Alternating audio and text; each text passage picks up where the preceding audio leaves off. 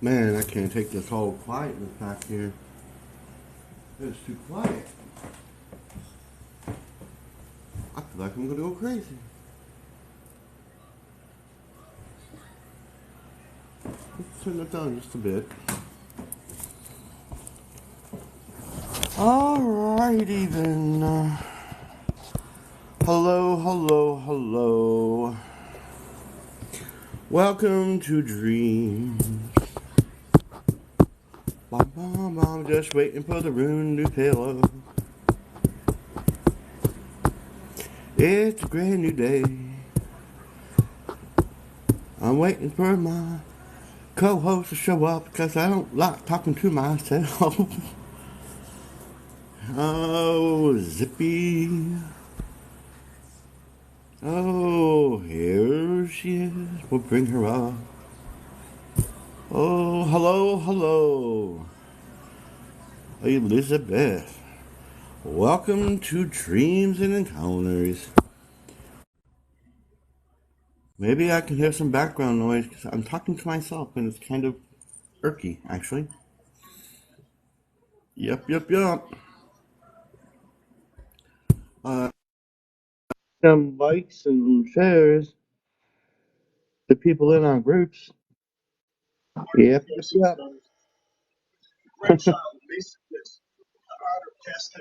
Didn't I make you a police officer in my group?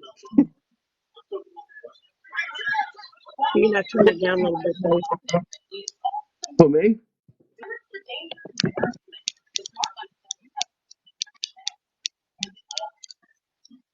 Let me see. What where is the I'll see if I can turn you up. huh? Said I had to turn you up a little bit. Oh, you had to turn it up. Oh boy. Oh no. All Yeah, right. they turned down that TV some more. All right. How do I find out how to make Really me a go at mod 19. here?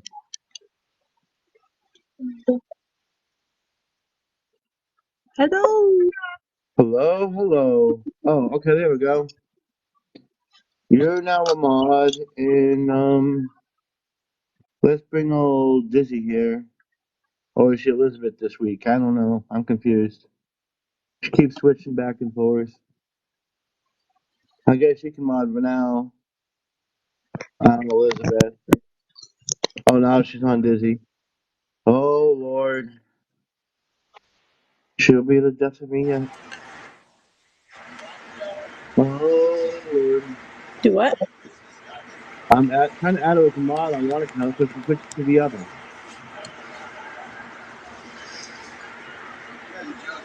All right, people, we need to push out them likes. Come on, plus them shares. We can get this ball rolling. And Welcome to life. I wish I knew how to switch this over. I'm still new with this. Let me see. This mirror image, comment. Let's put the camera. No, don't want to flip the camera. Okay, that works for me. Guess we ain't flipping nothing. Welcome in. Hello. If you want to come up here in the box, let me know. Just send a request. Just wait for a little more to come up here. Once we get started here, we can start the ball rolling. Why did you do that? I don't know. I guess I'll do that. Fucking stupid. Okay. Yeah. Hi, So, everyone. Hi, everyone. Hi, Trina. Hello. hello. Yes, well, you can come up here right now. I wasn't really much gonna. Yeah, I was gonna do that, but I had yeah, somewhere.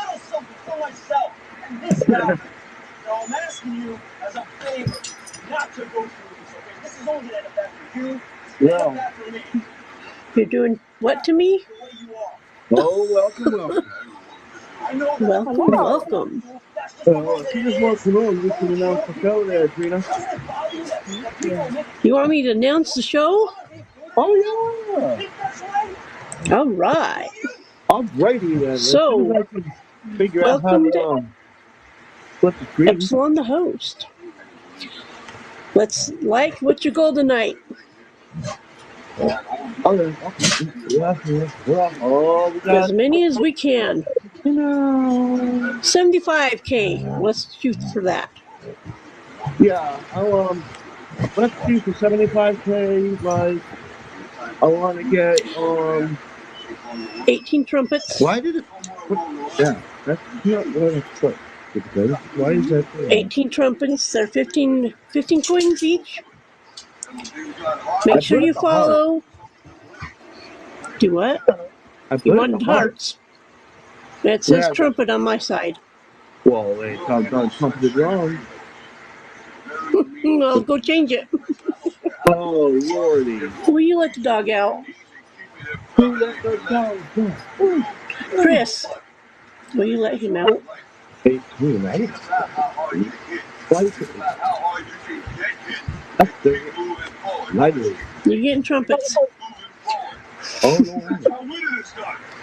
I quit. All right. Everybody that's in here, press Epsilon's nose. And, okay, I got something up that's echoing. Dirty heart. Hello, Flo. Hello. All right. Hit Epsilon's nose. White box will pop up. Hit all 60 names. Yeah, we got some great stories, you know. I got some stuff here I'm going to show people and stuff like that.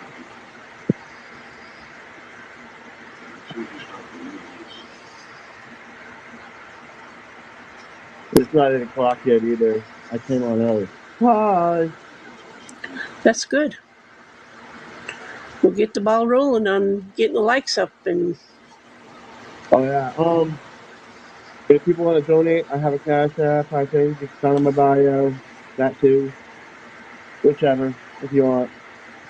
You don't want to go through TikTok thing with that. You can just go to my bio and do it that way. Whichever. Any little bit helps. Because, you know, I got a package here. It costs money to put on these lives. But I'm going to start doing that as a creative thing, kind of I don't know, a funny thing to do, I guess. Hopefully that's what I got. Yeah, who knows? Been itching to open it up for like 2 days now. But we'll get to that. As soon as we get enough people in there, we can start with the whole dreams and encounters. Oh yeah, when you see me rocking, that means the energies are cooking.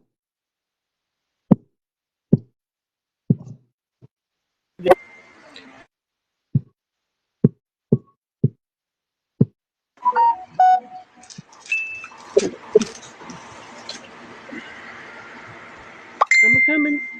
Touch the nose. White box will come up.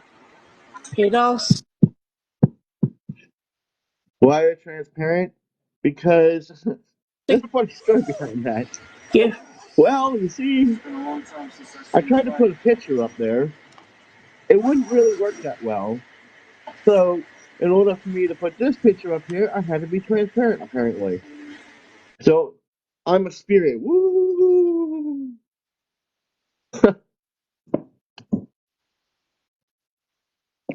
It's the energy. I'm not really here. It's my energy being sitting here talking to you. So hard burning this out. No, doesn't work. I tried. You got calcium deposits on most of your joints.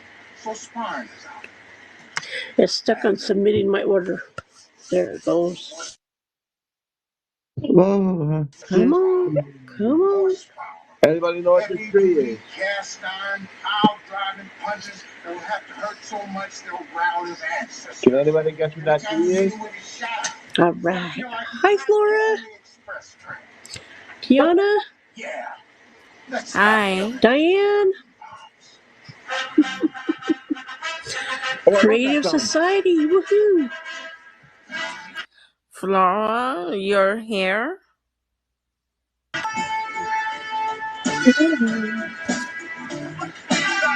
You know what? I was thinking of that.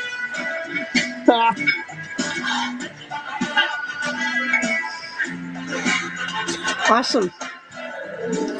Yes, it really is.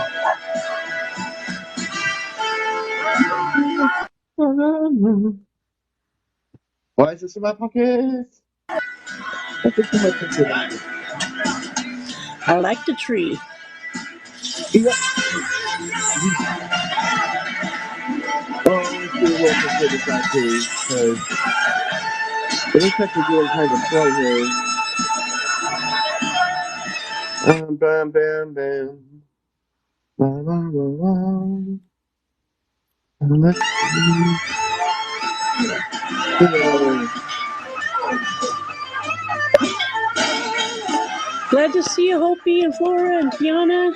Glass House. Creative You too. Society. Nice to see you too.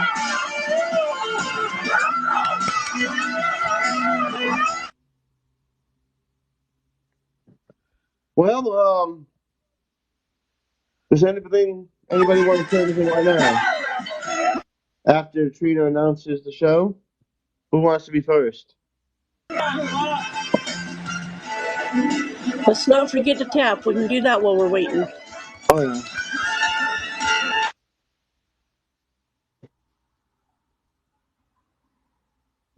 Tappy, tappy, tappy.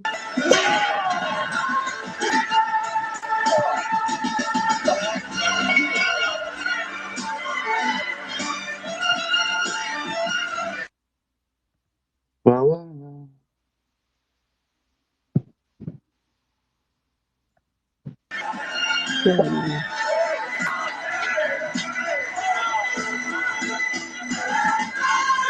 Bye. Bye. We can tappity tap tap tap. Hey, Get those likes up. tap, tap, tap, tap, tap away.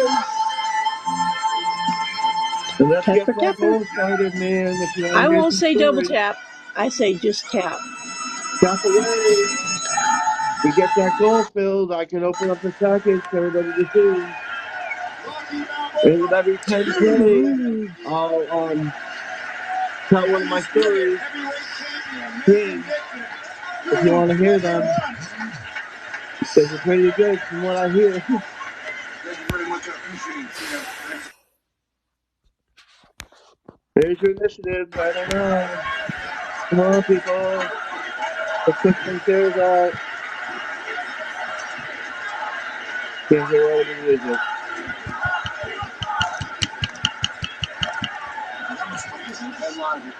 I'm going to click on you, Epsilon.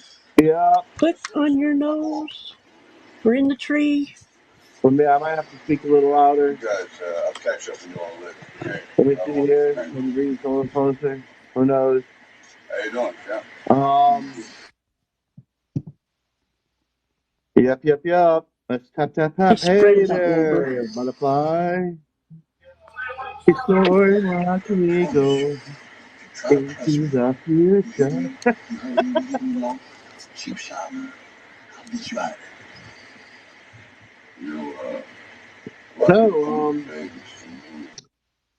we're at 13 guests. Well, zippity. Yep. So whatever Oh, my phone's not going to like this whenever tonight. 10K, I'm gonna tell a story if anybody wants to hear it. And You're a little scared? when the Don't get scared. goal is filled, I'm gonna open this. I think you try a little hard. And the whole time we're gonna be talking about dreams and encounters. What's working for me? We're gonna take each guest one by Oh, yeah, one, you ain't scared of me. and they'll mute, and then we're gonna have the next person go, so on and so on.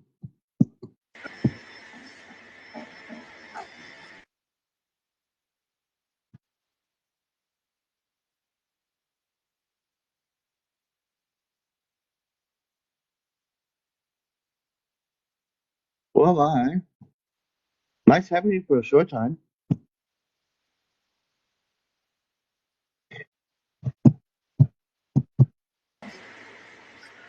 Wow. Like, give him a few more minutes. I know I've been on for like 15 already. But it's just 8 o'clock, so probably going slow. People probably getting done eating. Or whatever they're doing in their busy lives. Hello, Shauna. Sean. Thank you. Hey there, Rachel.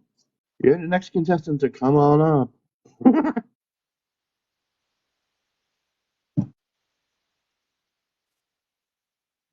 Let me see.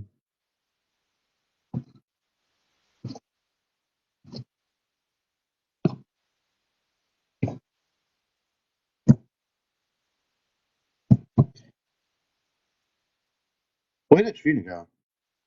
Did she take off on me?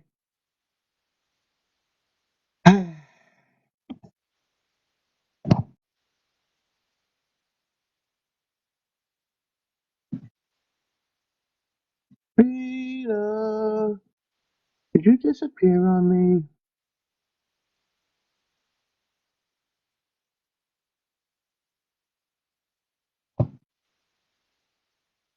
Or did it kick her off again?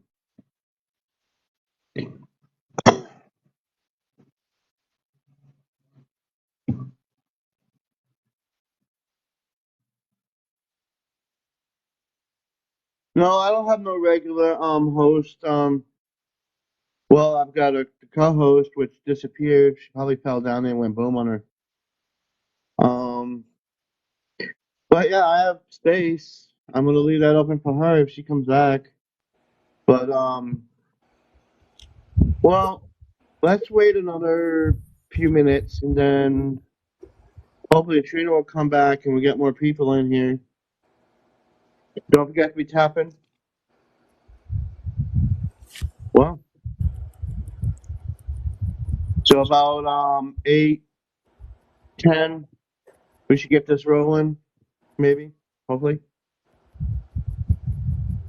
You all beautiful souls. Glad to be here.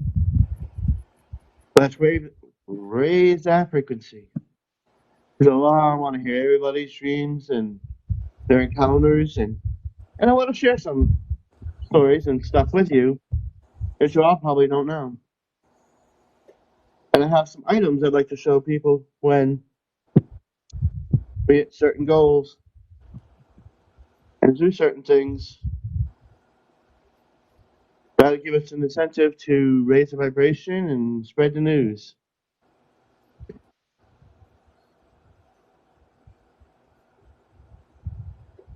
Thank you. I love the background. I don't remember where I picked it up at. It's it was under a dream tree, a world dream tree or something. And I thought it was pretty cool, and I thought it would fit the narrative of this live tonight.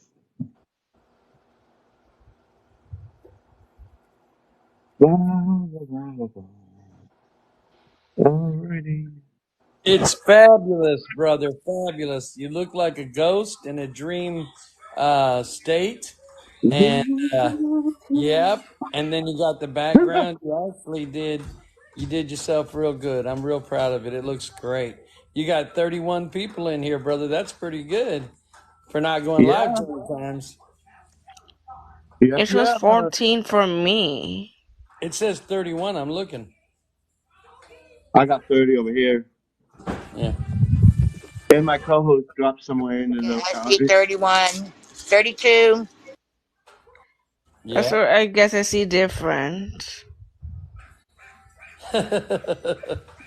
Yep, Yeah. yep. I don't know. Sometimes lag will do that to you too, as Yeah. well. Mm. I think Lag Trina will fell do down that. again. Yeah, Now it shows 32. yeah, it's 32. I shared it like 60 times. Everybody else double tap and hit his nose with your finger and bring up 60. You could drop 60 of your friends on here or your followers. Yeah. Oh, she's Alright. already went up. Oh, look at her.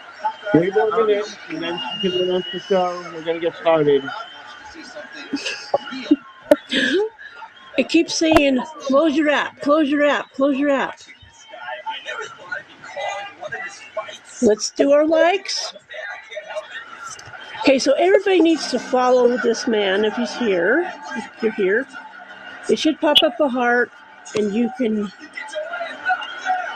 join the team. It's a coin to coin, and you get to share one of those hearts a day. And these fluffy hearts disappeared. He's got 30 of them up there. It's the goal for tonight. If you do it, he's going to share a dream. And he's got a special package he wants to open up. Okay, and then down at the bottom, you can subscribe to him. I think it's $5.99 unless you change it to $2.99. You can't hear me? Oh, I hear you. Okay. It was every 10K. If anybody wants, I can share my code. Tiana? Pardon? Tana? There we go. That better? It's going to drop me again. So, everybody push on Epsilon's nose. The box is going to come up. You can share to 60 people instead of 10. And I want to welcome our nice host, Epsilon. Hope you love, Little Butterfly, Rachel Divine, Tiana, Anook, woohoo, and Shauna. Sean. All right, I'm going to hand this back over to Epsilon before it kicks me off again. And then I'll come on another way if I have to. Okay. But for now, I'm here. I'm going to turn my mic off. Alrighty. Welcome. We're at 30. So who wants to be first? We're going to be talking about dreams. Who wants to talk about their dream and share it?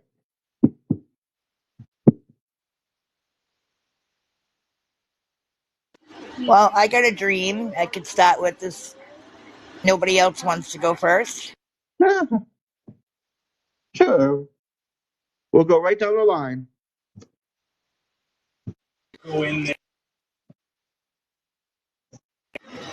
Okay, so about a month ago or so, I had a dream that I was in a living room.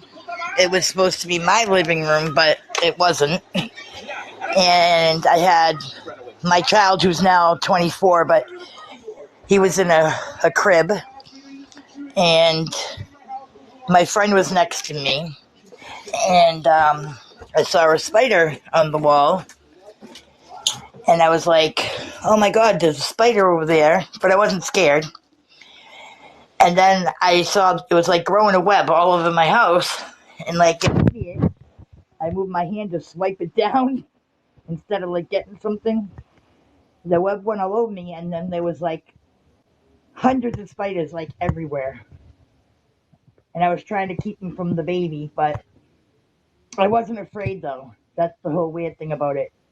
But I could like feel them, and I was like trying to get them off me, and that's about it for that dream.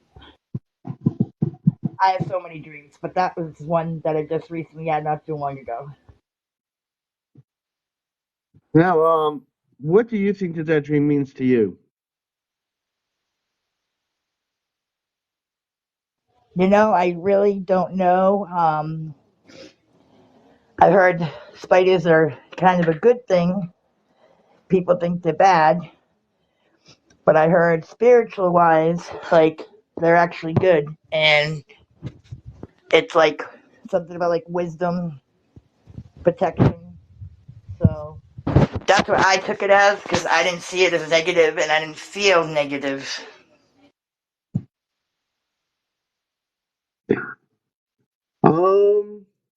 Trina, what did you think?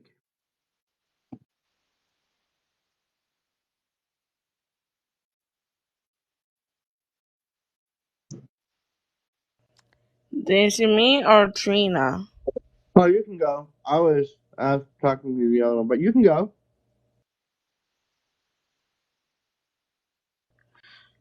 Talk about my dream or what I think of that. What her dream was. Like, telling her, I don't know, but something like, about spiders. I'm not quite sure, but yeah. Anak, what do you think? If you're there.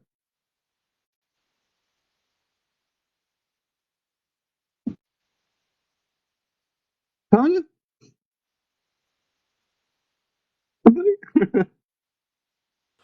My mic was stuck. My mic was stuck. Well, because I know who she is, and because I kind of know her path a little bit, because she's said a lot on our show, and personally I've talked to her a lot because she communicates a lot with me and my wife Shauna. It's not a Nook, it's Rory, but I didn't bring a Nook yet, but I will before the show's over. He wanted me to do the beginning, and then he'll do a little bit more towards the middle. But to me, when I hear that, and when I see spiders and I see these things in someone's dream like that, and it's nature, but it's a part of nature that has fear. This tells me that nature may feel that there are some elements of it that you're afraid of, and it wants you to clear that fear. Not like just being afraid of like trees or anything, but maybe you're afraid of wolves. Maybe you're afraid of a grizzly bear, or maybe you're afraid of being in a certain kind of water, and certain creatures being in the water or whatever. This is nature trying to get you comfortable with nature. A lot of times I see that when you have those kinds of different creatures coming into your dream. And then another thing it can be too is that spider webs are what? Oh, he's drinking my coffee. My son's trying to sneak my coffee because I'm looking the other way. Anyways, spiders, they make cobwebs. And cobwebs usually deal with like, a cobweb symbolizes like need for change, needing to clean up, needing to clean something, maybe release something in you. So that's another thing. And then here's something else. What was a prominent color in your dream? Because I'm a very heavy dream interpreter, but I need to know the colors, what parts of your dream looked certain colors. And then was your dream moving fast? Was it moving slow? All of these things are different entailments. So do you know any of those details as well, Hope? The spider was black, and there were a whole bunch of hundreds of baby little ones. And as I was wiping them away, though, I didn't have fear with them, which is kind of weird because it was kind of like a "ooh, what are you doing on me" type of thing. But it wasn't like I was afraid. And Yeah, that's but I good. felt like I wanted, but I felt like I wanted to protect my son because he was in the playpen.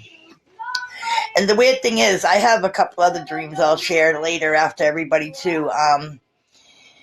I've had a couple with protecting my son, which is odd. He's usually the one I feel like I have to protect in my dreams for some reason.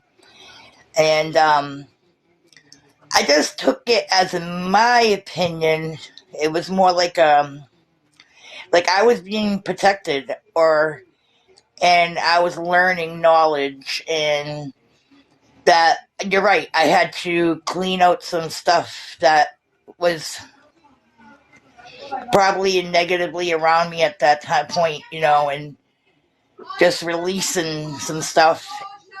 And the dream went like a normal. It was like a normal. Like I felt like I was in a normal living room, walking around, talking to my friend, and the baby was sitting in his crib, and I noticed the spider, and then it was making a web, and I went to swoop it down, and all these spiders started coming everywhere, and it wasn't like fast, but it was just kind of like a.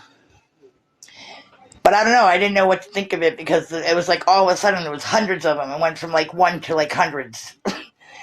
But they weren't scary to me. What was weird to me because I thought I would have been petrified, and I didn't feel like that at all. Yeah, that's good. That tells me that it's definitely the cleaning out, the getting rid of old concepts, old ideas, old ways you used to think and see things, not so much, with nature or even spiders, any of that, but spiritual things. Things that you're growing into now and you gain and understand. And then every time we gain or understand, like the ancients would show an egg and a person coming out of an egg. And the reason why they would show that is because it's you growing into a new being. And so I really think that's what that dream was about. It feels really spot on for me. Maybe somebody else, might see something else, but that's what I see. Beautiful, beautiful, beautiful. Can I say something real quick? Sure. All right, I'm listening, but I'm doing other things. So I was thinking that maybe it's like a message to tell you whatever you're like overthinking or questioning or fearing about in this world, like not in your dream world, to that everything's gonna be okay. Try to let it go.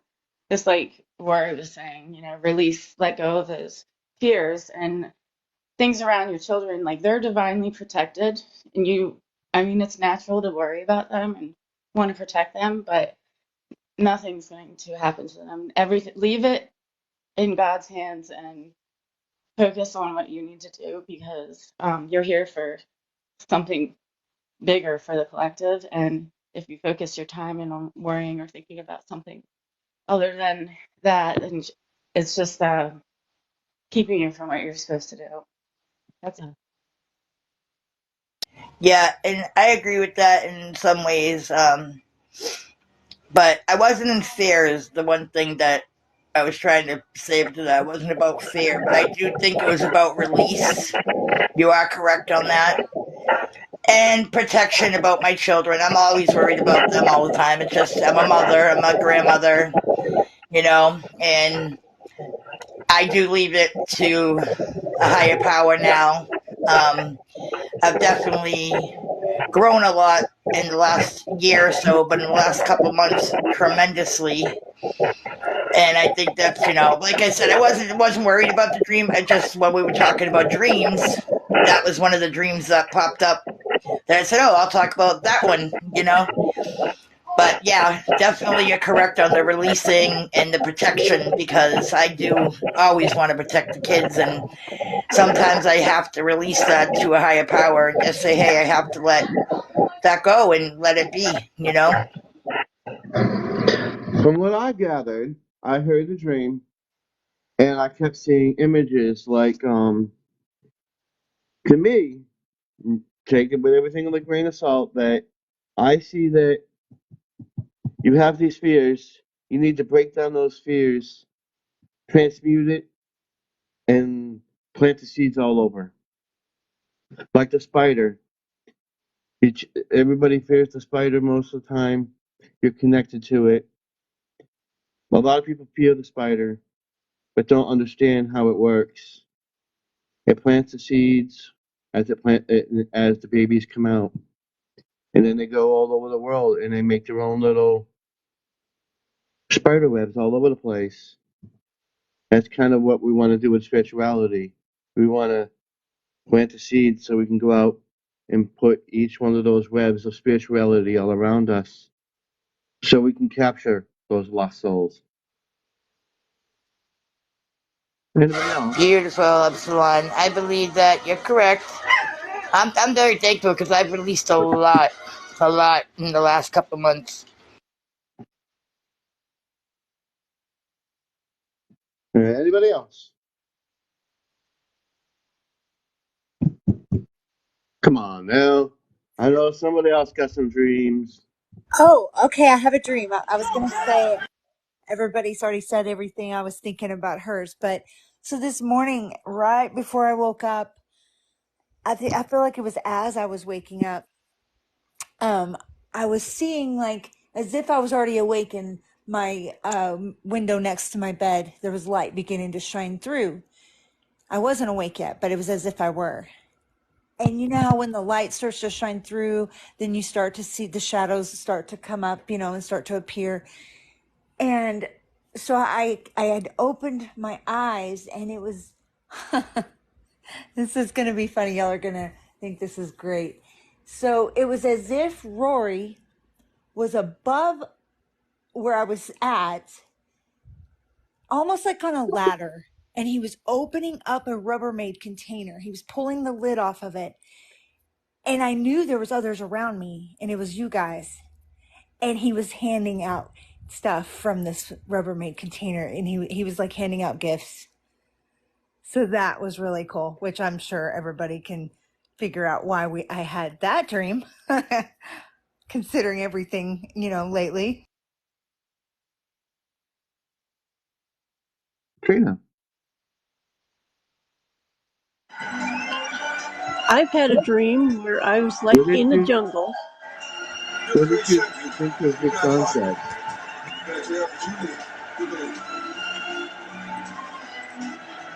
Are you talking to me? Or are you talking to Sean? 1 second. There's noise in the background. There we go. I was going to say, I'd like to say something about Sean's dream.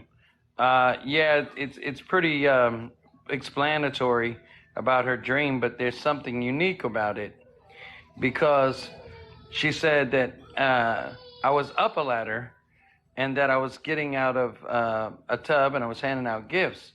But dreams a lot of times have symbolisms too. And those symbolisms, there were some key ones. Being up high, why did she see me up high? Higher consciousness would not be the same. Like being on a ladder is not higher consciousness.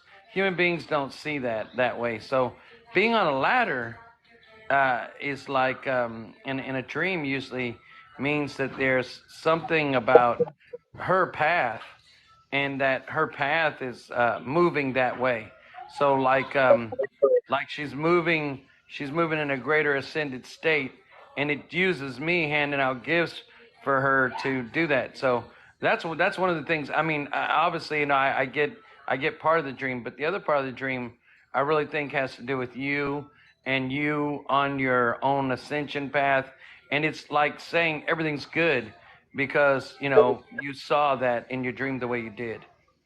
Like you're right where you need to be. Because there was nothing out of place. There was nothing that had you confused. There was nothing you didn't understand. It was pretty much plain and simple to you. And that usually means you're right on point.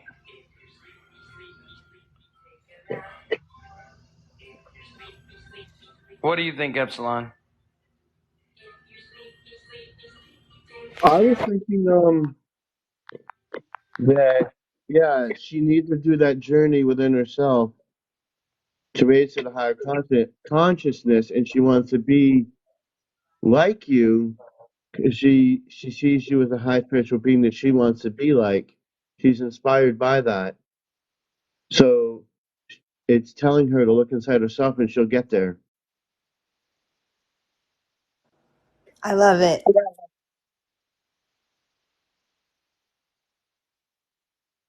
Yeah, and I think also, Sean, that like to me, you going up the ladder is you're stepping up, you're growing, you're learning, and each step, you go a little higher, and we all, want to reach that point, and you keep going, baby. You got this. That's exactly what I was trying to say. I don't know why I made what I said so confusing. That is exactly what I was trying to say about her dream. So I'm sorry, confused. I got kids in here. Their little shows going in the background, and they're running around being yahoos, and I'm trying to focus on the kids and that too at the same time. So, yeah, I hope I'm spot on with you. That's what I think. But I also think what Sean said as well, there's that obvious forefrontal, but really, I think the underlying message is exactly what Hope said. I'm in a total agreement with that, 100%. And also, with all of us being in it, it's letting you know you have that support. You have the support around you to grow and become that higher self without worry, because you got backup. And every Oh step you my take up that God. ladder. I cannot believe it. That was beautiful, Hope. Did you hear that? Epsilon, Hope is really growing, brother. She grabbed that so quick. Oh, I love it. Such a great job, Hope. Such a great job. Wow. Yeah, that was very good. You kind of got it Well, spot on. I'm learning from the best. Yeah, I mean, it's like anything. You have to take the baby steps, and each time you take that baby step, you get a leap forward because you take in what you need to, and you learn what it is to know yourself. And that was spot on. I totally agree, and all I can see for her is more growing and more ascension into that higher plane that she wants to reach.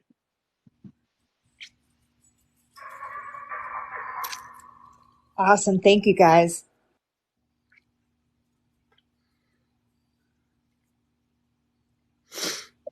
And I think you all were spot on with handing her that information.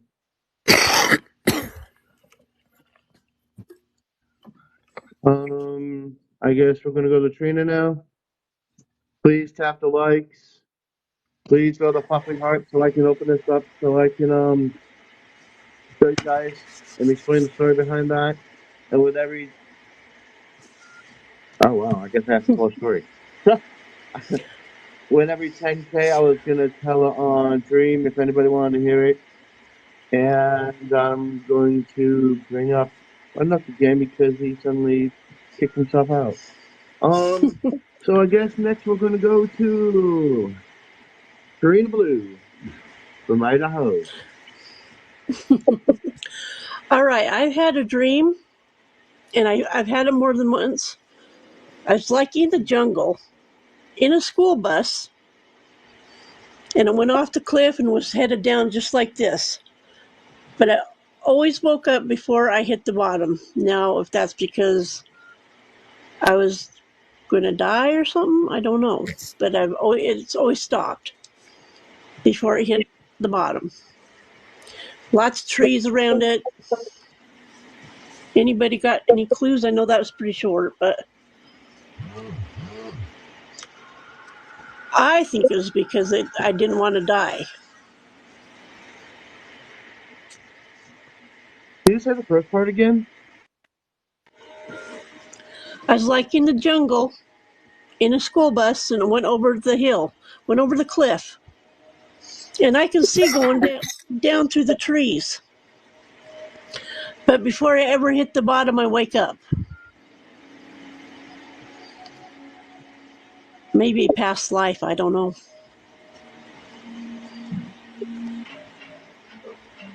Um, I got it. It's there, but I'm trying to figure out how to word that. Well, until I figure that part out, how to word it. Does anybody else want to give their opinion on this and maybe help her? Yeah, hey, Trina, I had the kids go. I want me to say the dream one more time. You didn't say it's not that long of a dream. Give it to me again because I had the kids and all this noise. What did you say again? So Well, it's I hard was to in a hear you. school bus in the jungle and I went off the cliff. I could see all the trees and stuff around me and I could see going down. But before I hit the bottom, I always wake up. You have this dream all the time?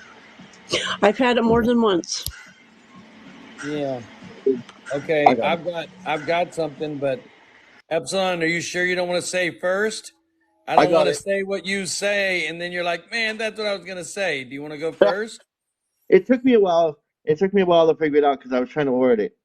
Okay, you keep having that dream. It's because you feel you have the innocence of a child, and when the bus gets to the cliff and it's falling, you don't want to lose that innocence because the world is very, very turmoil and hectic for the travel through, and that's what you feel that you're an innocent child, like an innocent child. You have that aura, and when you travel through the jungle, it's very hard to steer through, and then when you get to the cliff, you fall off because You're afraid that you're gonna lose that part of you, but you don't because you never hit the bottom. You keep going up.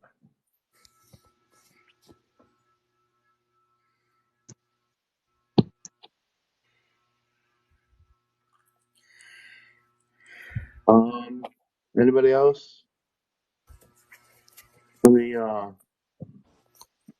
I got something. Hold on. I'm coming out here real quick. Give me 2 seconds. This way I can hear when other people talk. I left my pipe in there. Let me go get it real quick.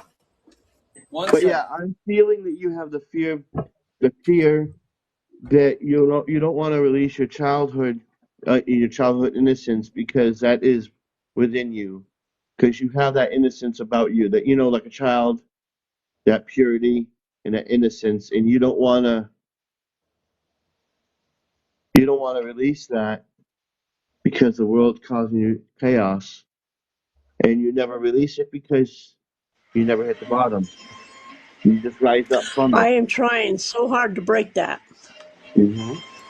My mom did everything for me and never gave me a chance to tell me how to pay bills, didn't do nothing. Yeah, So it's a learning. it's a All learning right. experience. All And right. that's I'm why the bus was there, because you're like a child learning. And when you're going through the jungle, which is rough terrain, which is probably most likely representing life, and you get to the cliff, you're afraid that you're gonna lose it. You fall off the edge, and you don't really fall because you're ascending. That's what I got. Anuk? yes. Let me tell y'all. I'm gonna flip the script on this, and it's Rory, not Anook. You know that. But Oh, okay. anyways, I know you're just used to saying Anook. I know.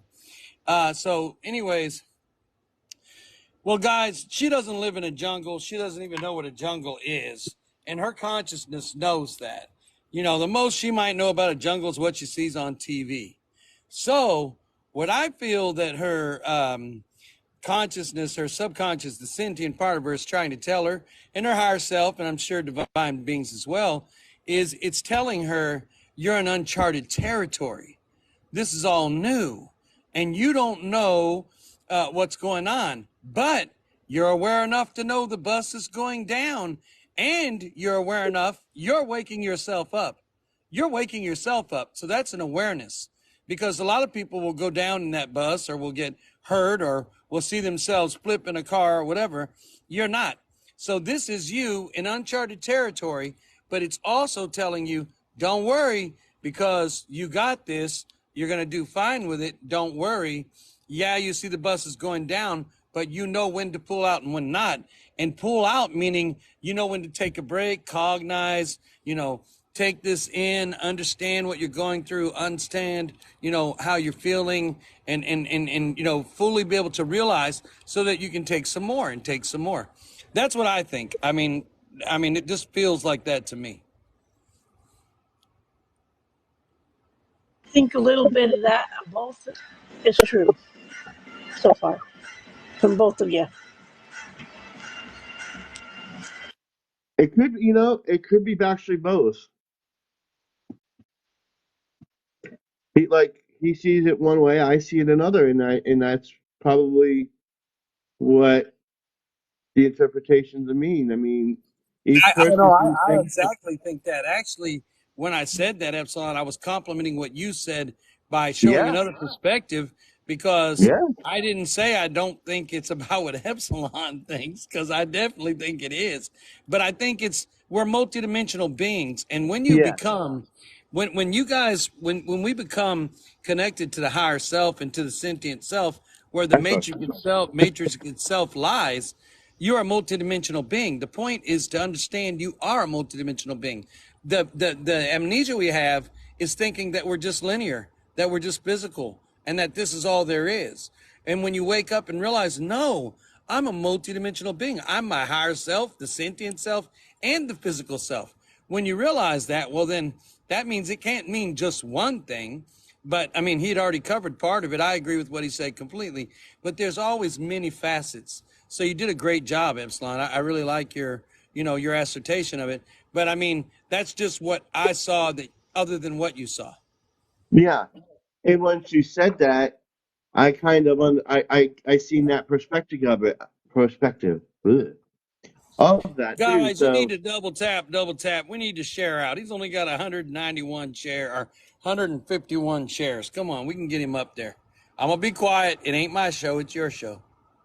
yes, please push the likes, push the shares.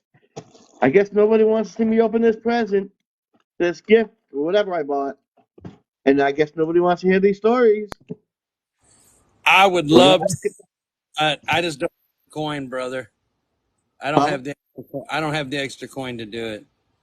Hey, Me and Shauna are using all that coin to save up to get the C5 equipment. So no, you're saving up to get that mansion. You didn't tell them about that yet, have you? no, no. You know what? I can divulge that on the show. I can divulge that on the show. Me and Shauna are, and I'm playing the lottery. I have been playing the lottery to manifest this. I want to bring out these technologies that are reverse engineered, but they're hard to bring out, and you have to have money to do it. On top of that, I would love to sponsor Dr. Greer's documentaries because his documentaries are off the hook. And the other thing, the most important thing I want to do is I want all of us to get together and to be able to tour and do what we're doing here on TikTok, but do it live in different areas where different people are and actually be able to talk to people, see people, and where it's more personable, like in a seminar setting, kind of in a building where everyone can come and we're in town for like 1 or 2 days or something. That's what I really would like to do. But in order to do that, it takes money. So I have been trying to manifest this money through the lottery. And the way I'm doing it is there's a mansion that I saw about 7 years ago, and they have not been able to sell that mansion yet. And every day I check online for 6 years, they ain't been able to sell it.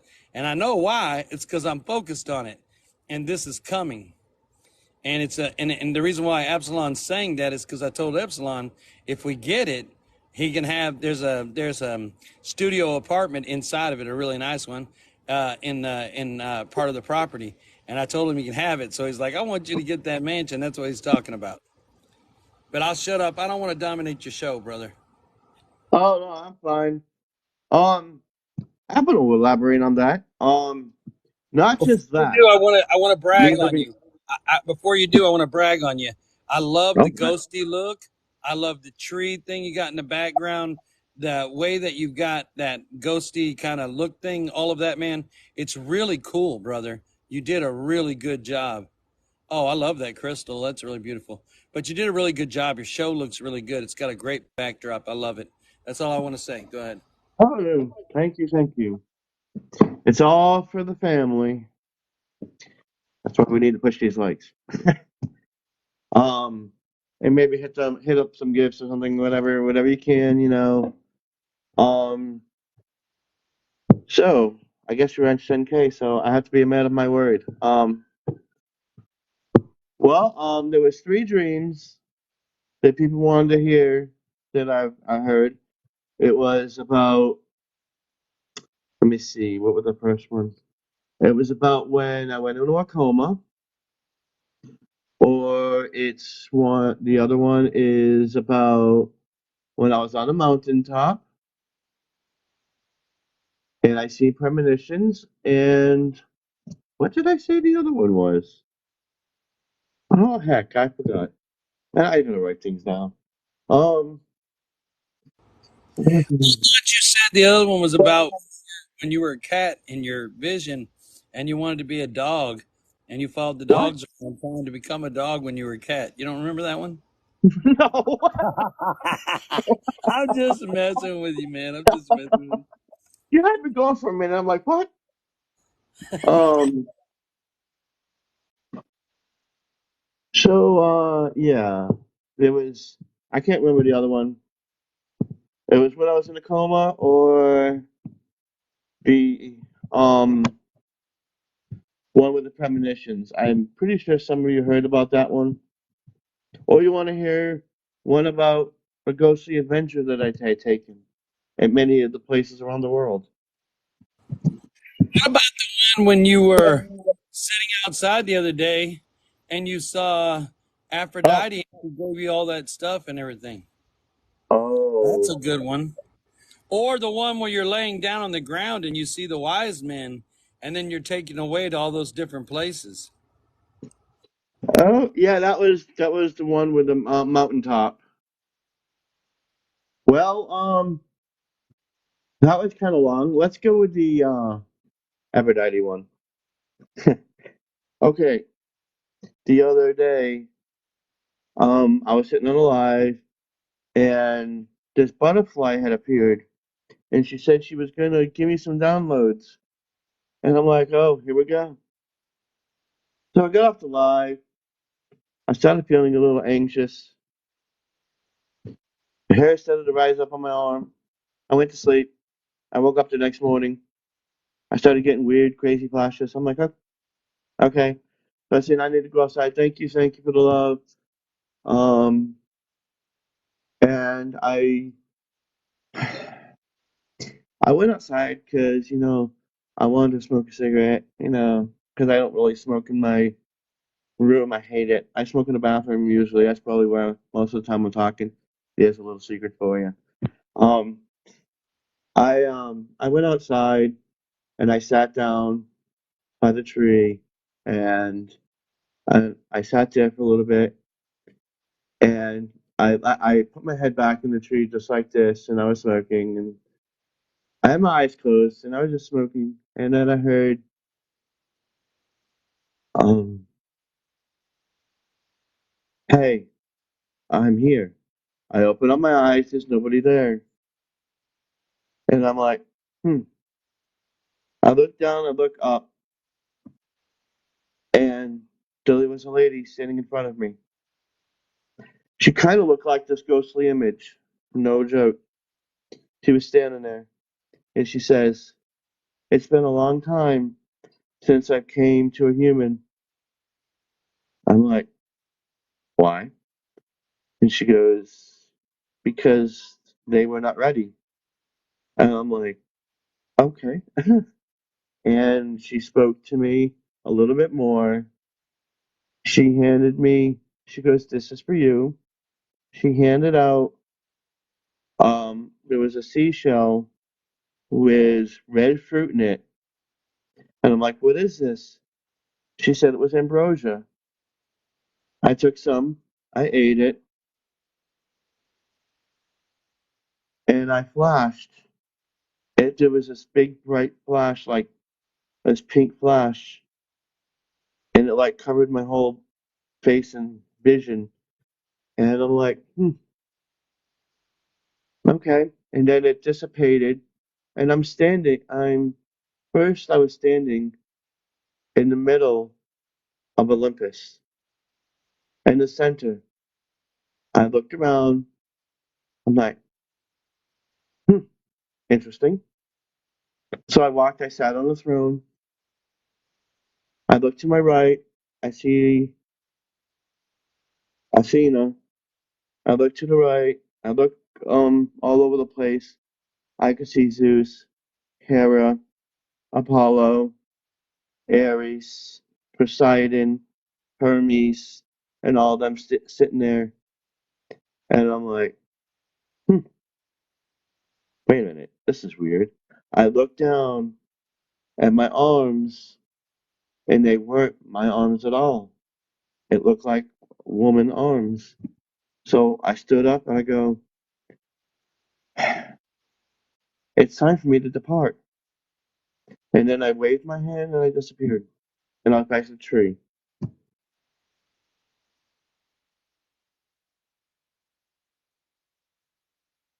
And everybody's silent. Everybody here? I immediately had the thought that you were once one of them.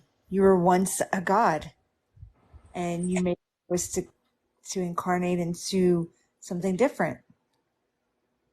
Maybe it's that completely, but that's kind of just the first thought I had. And I've thought about this for a bit, and as I was thinking about it, I said, huh. And I started thinking about the other beings that have been showing up. And I was like, there's always a pattern. I'm noticing patterns all the time, and I've noticed a pattern. They always had blue, they always had white, they always were kind of all about love. And then finally it came to me that I must have been her, because when I looked around the room, she wasn't there. They all were. And when I heard the voice, when I said, I must depart, it was not my voice at all. It was a female feminine voice that was very soft and majestic, kind of. It was very interesting. And then, yeah, that's what happened. Well, I'll tell you what I feel about it. You know, when you see things like that and you're able to do stuff like that, you know, number one, that's unique because not, you know, everyone can do that. I'm sure they could, but you know, wherever you are, some people can, some people can't.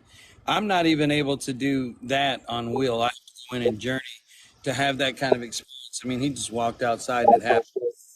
But when a person goes in like that, and that's what he's doing when he sees that, it's a very important connection with all you are, and it's very sacred.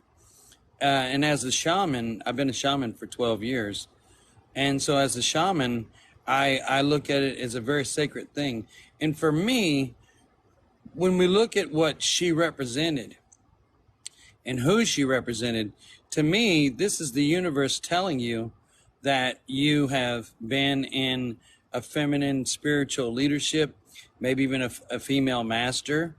Also, you know, because of the kind of wisdom that she had and what she shared with humanity. Because, I mean, if you read the stories about her, there was a lot that she shared as a being. And so I would also think maybe you were a master female and maybe a channeling female master. And beings it's dealing with that time, because we all know that the Greek legends are mostly about the Anunnaki and all of that. That tells me that I think that you could have had the incarnation as a master female right after the whole Anunnaki experience, maybe in Lemuria. Maybe you were one of those women that were a part of the circle of 12 that represented the mothers. And, you know, they were human, but they were masters. And I really feel very strongly when she gave you the fruit and you ate the fruit, that was her way of coming through and telling you, hey, you're in perfect alignment with your feminine. Because most men nowadays, you know, they struggle with being in line with their feminine energy. But we can all look at Epsilon, and he's not. He's very in tune with his feminine. He doesn't have a problem saying he was a female in another lifetime. A lot of people don't like to admit they were ever a female, or it bothers them. Like me, I'll tell you, I had more lifetimes as women than I did as men, and I know it. So that tells you I'm comfortable with it too. But I really feel that that's what it is with him. I think it's just him telling him that he was the master. And I would say it would be somewhere, you know, a few thousand years after Lemuria was going. Lemuria went on for 100,000 years. I mean, so it was a very long incarnational process and period. And Lemuria was, you know, a very long span of time. And I feel like he was really in a spiritual, the feminine energy as a female master, maybe more than once. And that's what I get out of it.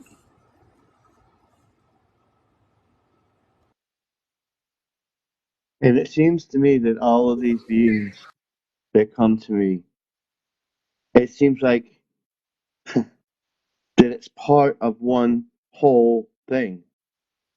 The Draconian, she does the healing. I've seen her do the healing. Raya is about technology and learning. The area is more about logic and scripture and reading things. Epi is about creating things out of energy. And if you put that all together, that kind of makes sense.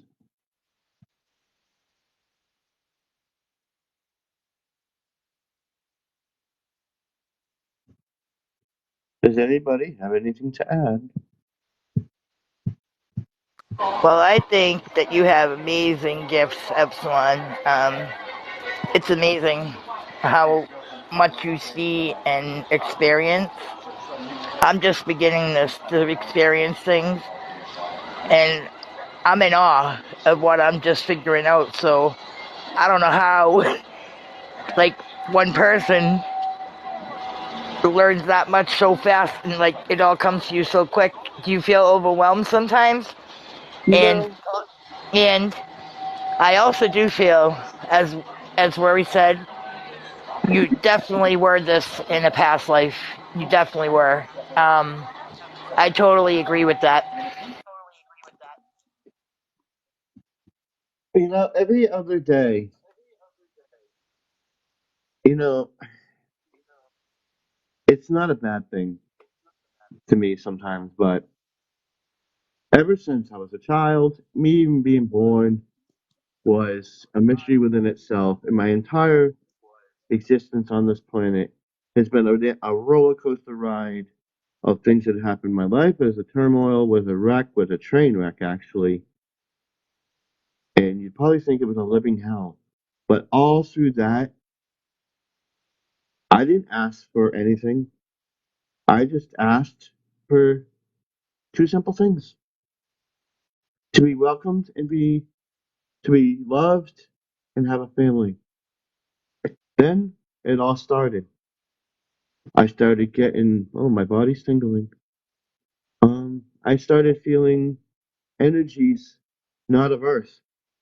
I started getting visions, dreams, premonitions, lucid dreams, astral projection, and it just kept coming.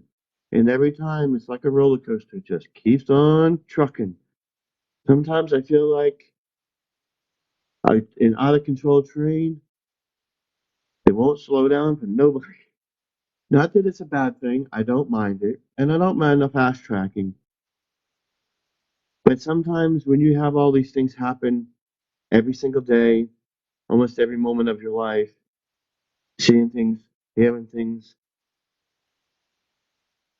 feeling things, seeing people's auras and all kinds of stuff, and visitors and whatever, you feel like you're losing your mind. But you know you're not because you feel sane. But you kind of put that in the back of your mind. Are you going crazy? Do I need pills? No, it's not.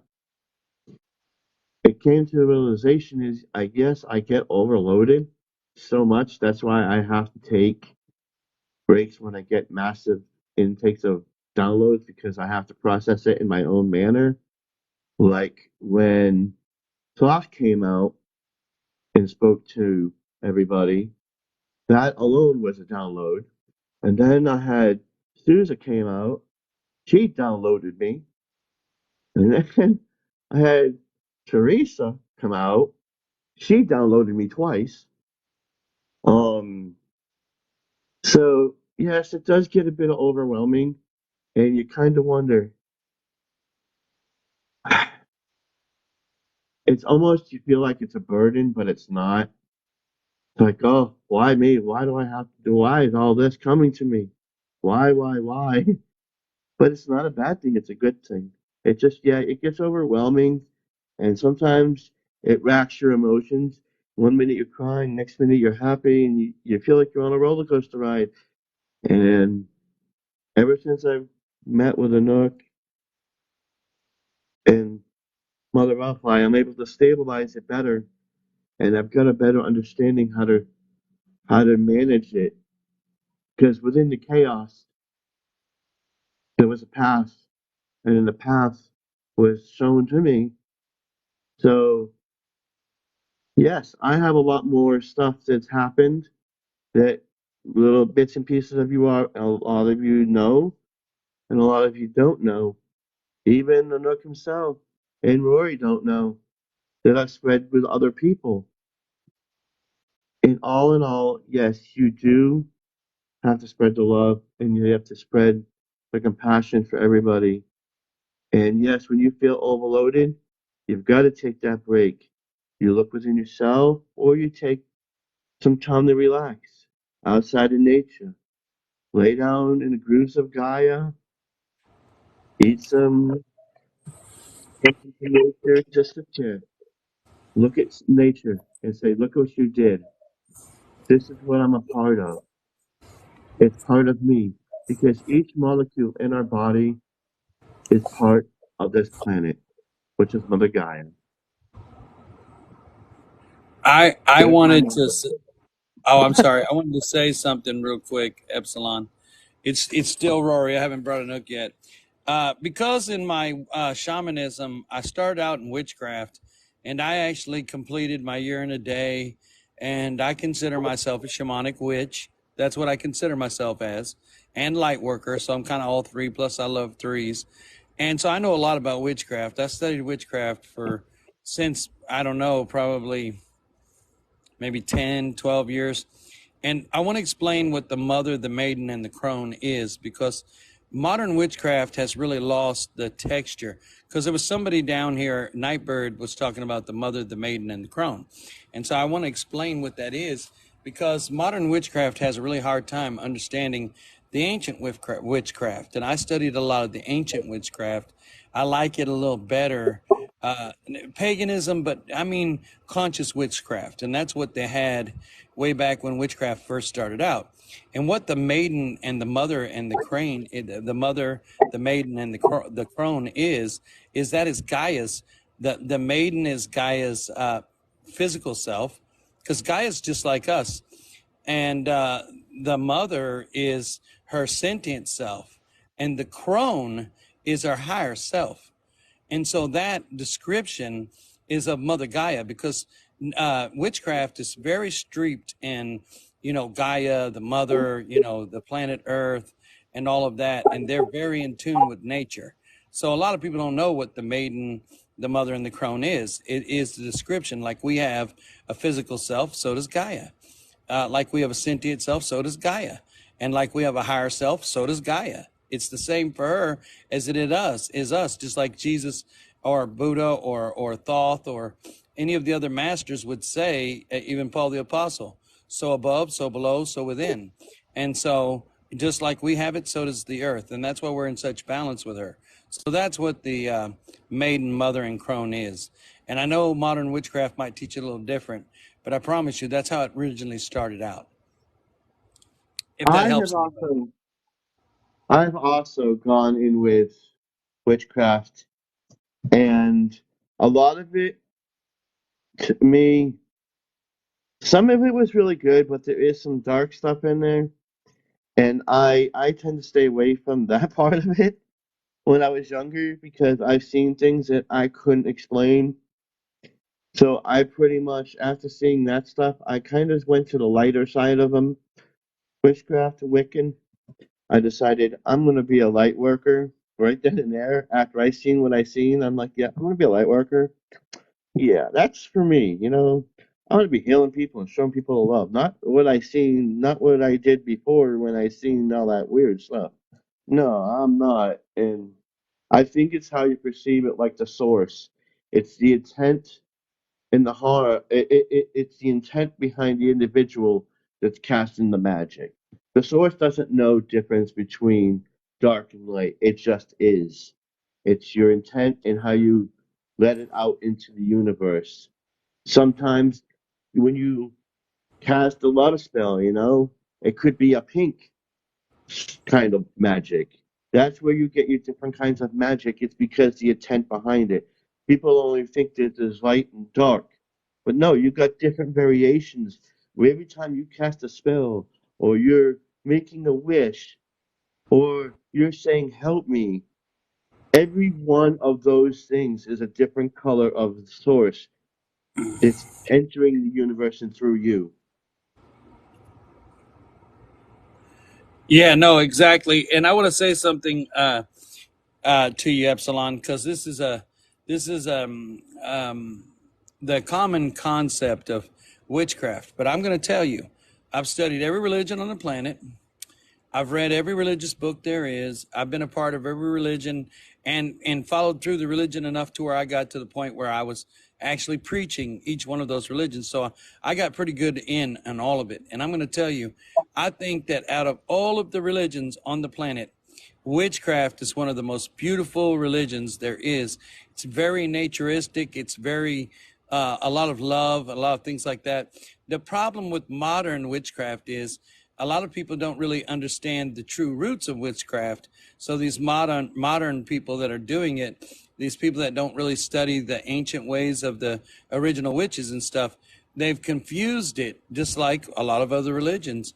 And so they want to get into the dark and the light and all of these kinds of different understandings. But the truth is, witchcraft originally started as a light consciousness religion, and about nature and about Gaia and about being connected to Mother Earth, being connected to the goddess, and that's what they call Mother Earth. They call her the goddess.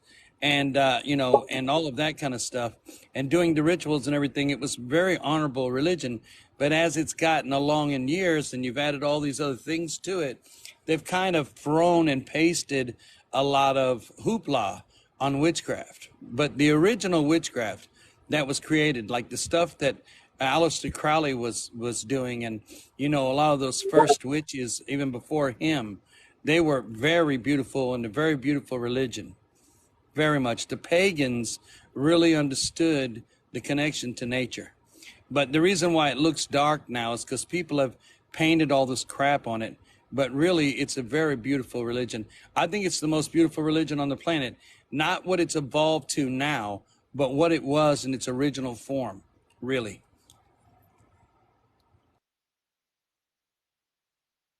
It is. I think that it is a beautiful thing because it's about nature and love and compassion. But it's just the way that, like most things, humans distort.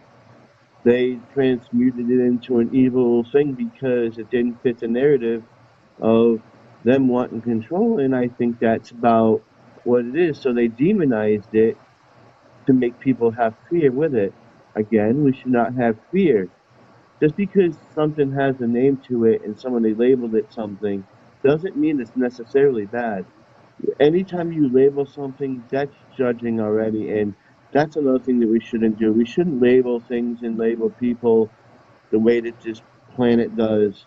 It's not right. It's not what we're supposed to be here for. And I don't like when people label things, label certain, I can't express what I mean because it's a TikTok. But when you label something, you're generalizing it and you're making it okay, but it's not okay. And we're all human, we're all individuals. We all need to come together. So we all need to get rid of the fear. And the reason why I said Hecate is because in the old time, it was Persephone, Demeter, and Hecate. All three of them came together. Demeter was the mother, Persephone was the daughter, and Hecate heard the cries, and she tried to ease Persephone and console her and console her mother, and the three all became one. So that hit me in my head when you were talking about your dream.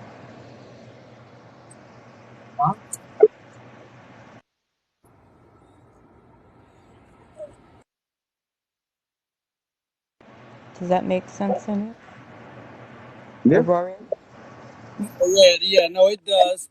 It does. And what you're saying is the allegory. It's the allegory of the beauty of witchcraft and the way it's described there. And I knew that as well. But because I've studied it so long, I don't really use the allegories as much. But those are allegories that they use to describe Gaia's journey, her path, and her understanding, and her spiritual awakening, and her pulling out of amnesia, because she has all the same symptoms that we do. And that's what they're describing with that. Those different portions that they named, those different things that were attributes of Gaia. And that was her awakening from her own amnesia state and realizing that she is this sentient, aware planet who has these beautiful creatures on it that she loves and that she's in a great relationship with. And that was humanity's way of using an allegory to empower Gaia to awaken herself. That's beautiful.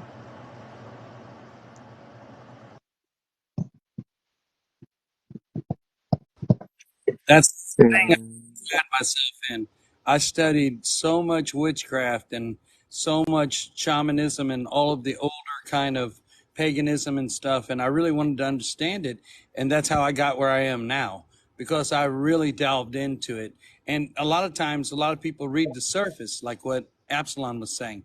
They read the surface. If you look at witchcraft from a surface state, in the current state it's in, you can't see its beauty because it's became so clouded, with different people's versions and visions and all of these different things. And so it's become something that's very confusing, but it's in its original state. It was absolutely gorgeous, and it was a flawless religion.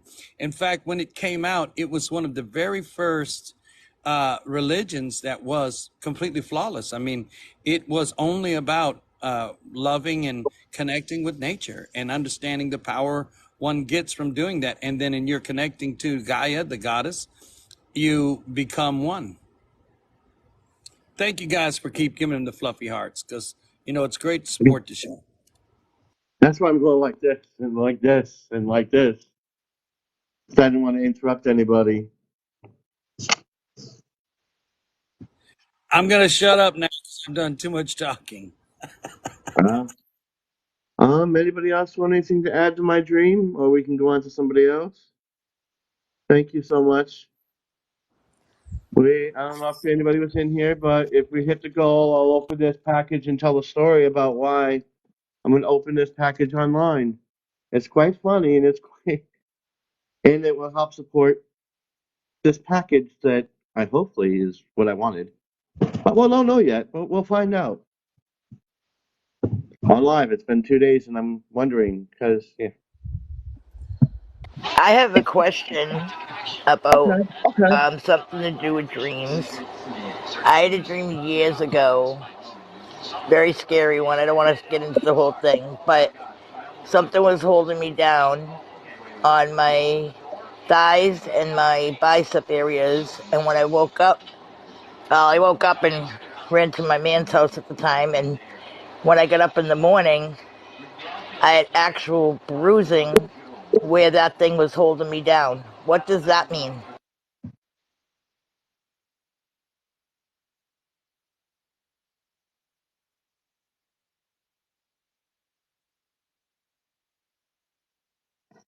You had dreams that you were being held down.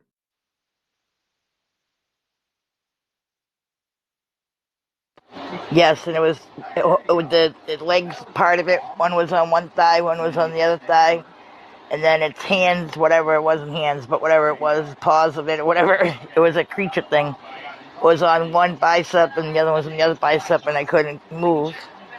But I finally got it released. I got it released because I kept praying and stuff, and it finally released me. And I jumped up, I left my house, and I went to my man's house for the night. And when I woke up in the morning, I had actual marks from it. But I really, I let that dream go a long time ago. But I'm just curious because it was so many years ago. But I'm just curious to know, like, how'd I get those marks? Was it like, was I in a different place? Was that truly happening? I mean, what was that? Well, that in turn goes to my dream too, but now I have to tell it because we're at 20K. But we'll finish up yours and then we'll go into mine, which is kind of relatable. It's funny that you brought that one up and you actually reminded me of it. Do you remember what the being looked like? Very clearly, it was very gross. Looked like, I don't know, kind of like a beast. like a black and brown beast, and very dark, and it was very scary, and it was pulling me down, and it said nothing could help me, and I said, oh yes, yes, I can help myself. And I said, I'm praying to Yeshua, but at the time I was using Jesus because I didn't know that name at that time. And then the thing said, haha, nothing can help you, that ain't gonna help you. And I said, oh yes it is. And I kept asking for help, and finally I was able to move, and I jumped, and I actually jumped off my bed, woke myself up, and ran out the door, basically. Hey, Epsilon, do you want me to say anything first, or are you going to be the Yeah, first you one to? can say something because I'm trying to Yeah, I'm going to tell transfigure. you what happens to people with this.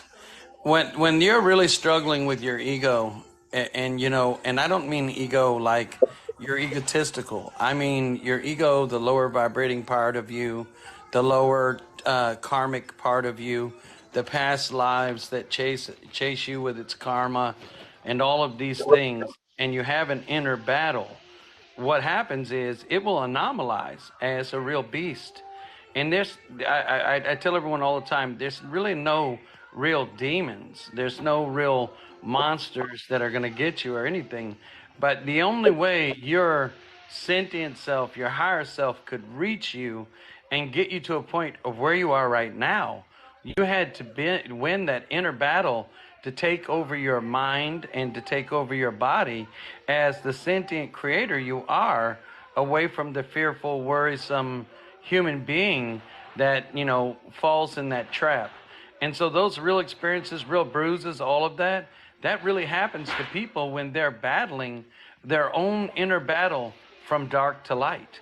And you had a real personal, very powerful experience battling, your inner self to let go of where you came from so you could move to where you're going and creating. That's exactly, and I've talked to so many people that have had these, and every time, that's what it is. Yeah, it was so long ago. It was almost 20 years ago. I didn't really awaken. I've always had intuition and feeling in me, but I didn't really awaken for the past 4 years, 3 or 4 years. And this was almost 20 years ago I had that dream. And that was a long time ago. That was the past way before who I am now. I'm way beyond that thing. But it always made me curious about the marks. How the heck did I really get marks on me? That's the only thing that I was always wondering through my life. Yeah, yeah. Well, here's the thing. That's why it would happen then and not now. And the reason why it happens then is so that you can, you guys got to remember everything's all at once. Past, present, future. You now, you 10 years ago, you 20 years ago. All of that really isn't really real. That time is bullcrap. And so when you're dealing with your higher self, when you're dealing with your sentient self, when you're dealing with your physical self in a spiritual sense, there is no time frame. So what you don't realize is you battled that back then for you right now to be where you are for the last 4 years. And the reason why you had real physical marks on your body, and the only reason I know it's real, is because you are in control of that. And so your body gave you a very physical experience to help you understand how real that battle was. And so now where you are, it's been 20 years and you still remember it. Hell yeah, you do, because you had the marks, because it was a seriously traumatic experience for you and it was very real. Had you not gotten those marks on yourself, had you not talked to your lower part of you that, you were struggling with, then you wouldn't have known and you wouldn't even remember. It wouldn't even be locked in your memory. But because it was such a huge situation, it did, and you do, and you are.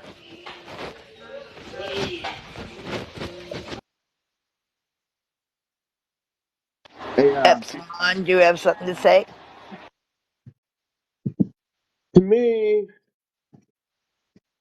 I've experienced the same thing, and that's going to go into my story in a minute. But I think he's right. But but I think he's right in everything. But there's only one question I have on that. But you'll see why when you hear my story. Uh, but I do agree that as it's the manifestation that you have the fear inside of you. You manifested this, and you probably, and I'm not saying you did, but in your dreams, you probably held yourself down, or the bruises just formed. And that happens when you have such a traumatic dream or lucid dream. You actually get injuries like that because you're so into it and your energy's so flowing through your body that sometimes you can't control it, and it causes you maybe to bump something in your sleep. You wake up with a massive bruise or something like that. And I think it seems to me that you had the fear, you manifested it, and that happened, and you actually manifested the being, which is your, we all fight our inner demon. That was probably your inner demon at the time of something that you were holding back. And the stuff that you were holding back, you don't hold that back anymore, do you? No, I don't. I don't. Not anymore. I wouldn't say that exact day, but within so much time after that, I actually did become a more independent, you know, speaking what I felt like. I never really had a problem speaking up, but I was always kind of like I wouldn't say what I really wanted to say, you know. Yeah. And now I can, but it took even now, like with the new show and stuff, I'm learning to say what I want now, and I see myself growing, you know. But we grow throughout our lives. But I agree with you on that. Yes, I did. I did. It did teach me how to be more able to speak up for myself. Yeah, it helps. See, with everything in this life that a lot of people don't seem to realize, they just want to blame everybody, but everything in your life is there for a reason. Every bad thing happens to make you who you are. And because, at the end of your days, when you're going on to the next level of evolution, that you can't proceed to that unless you have fulfilled what was meant to be. And a lot of the times, the stuff that happens is something that needs to happen so you can be who you're meant to be. Hey, I want to say one quick because something Rachel said, and I want to explain it so they understand what I'm saying.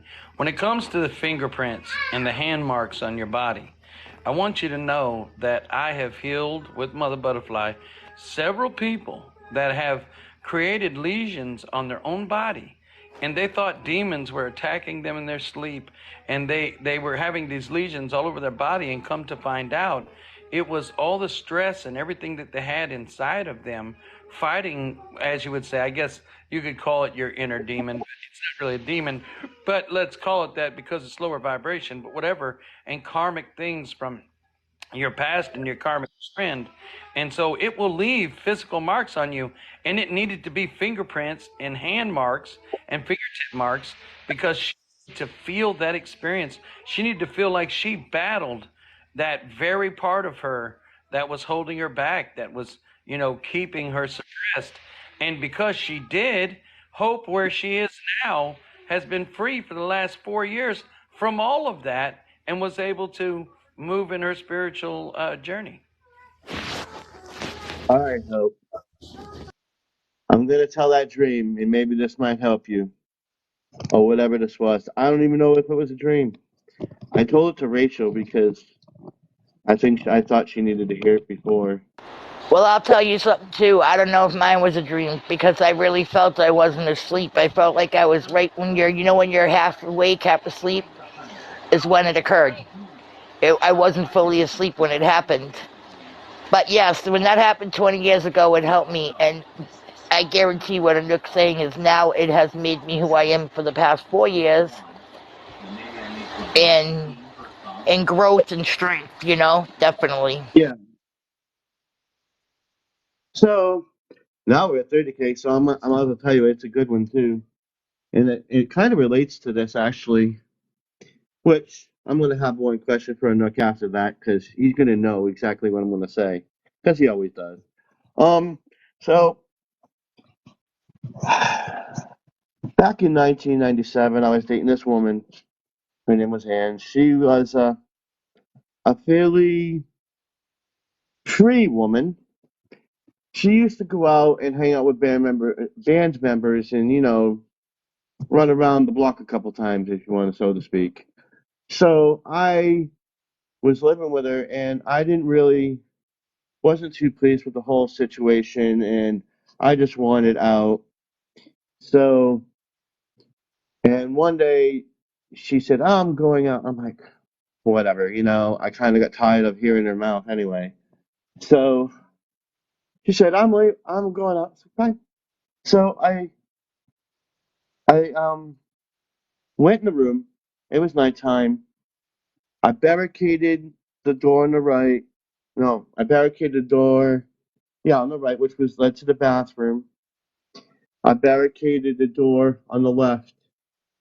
Just ahead of me, there was two windows, and I put boards in the windows so they couldn't be opened. And I shut the windows.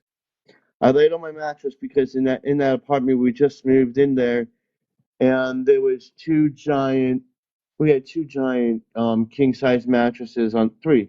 That's right, three. We had three king size mattresses on the floor, and that was all was there in that room. I had my shorts on, just normal clothes, nothing sharp or anything. I went to sleep. I woke up. It was complete darkness.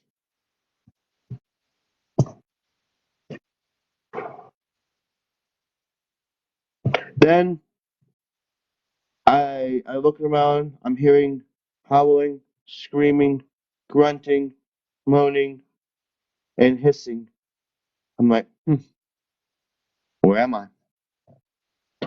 I heard a little cackle.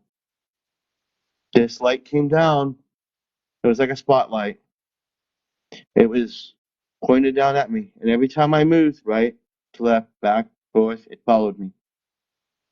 Hmm. And it was a smaller beam. It's just around my body. I'm like, okay, what do you want? What's up? Kind of thing. And the light had gotten bigger in a bigger circle. I say, and then I started smelling sulfur and smelling all kinds of weird smells. And I thought to myself, oh boy, here we go. And I said, well, if I'm going out, you're coming down with me. Bring it on, biatch. So, oh Lord. And then this thing started swinging at me. This thing had an arm.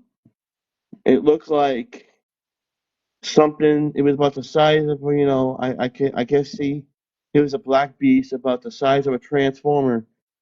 He had this arm that came swinging at me, and I just barely moved him left and right. Kept swinging at me. And then all of a sudden he kept hitting me, and he was wailing me like no tomorrow.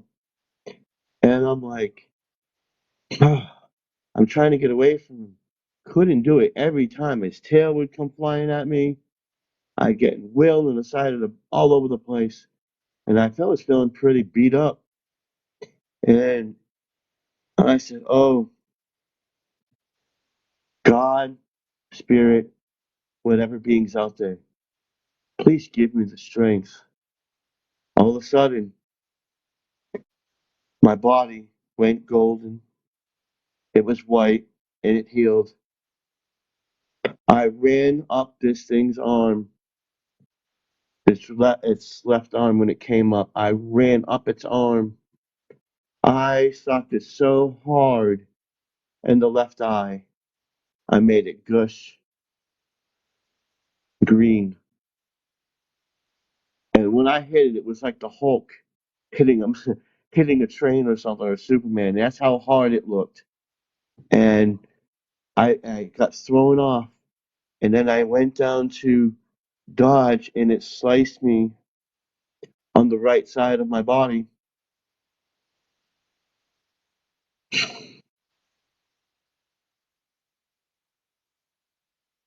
One sec.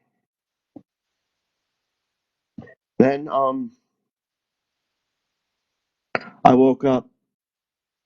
I hearing, "Get an ambulance! Get an ambulance!" Police officers were around me. I'm laying in the bathtub. It was completely red, crimson red. They took me to holding the wound. I went to the hospital. They used a glue to fix my side. I was in the hospital for about a week. They kept asking me, "What happened? Do you know anything that happened?" No, I don't know what happened. I wasn't going to tell them. Well, you see, I was asleep and I had a spiritual battle. I wasn't going to say that. I said, "I don't know." They're like, "Did she do this?" I go, "No, she wasn't home. There's no way." And I said, "Well, what happened when you found me?" He said the doors were sealed.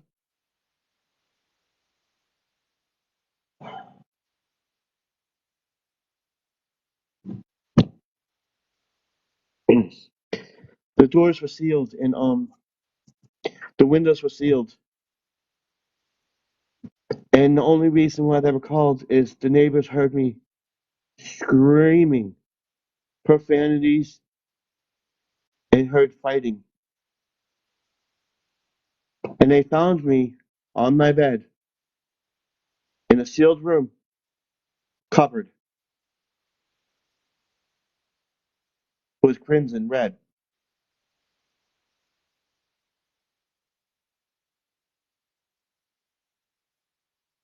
Some of it You got might have this. been a manifestation, but I don't know. I'll be right back.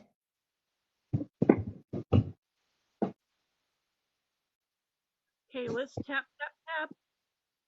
Get those shares out there. And if anybody can do the fluffy hearts, let's do it.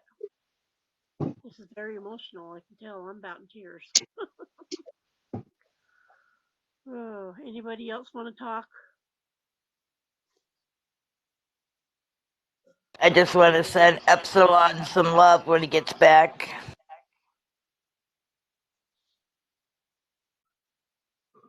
Yeah. Oh,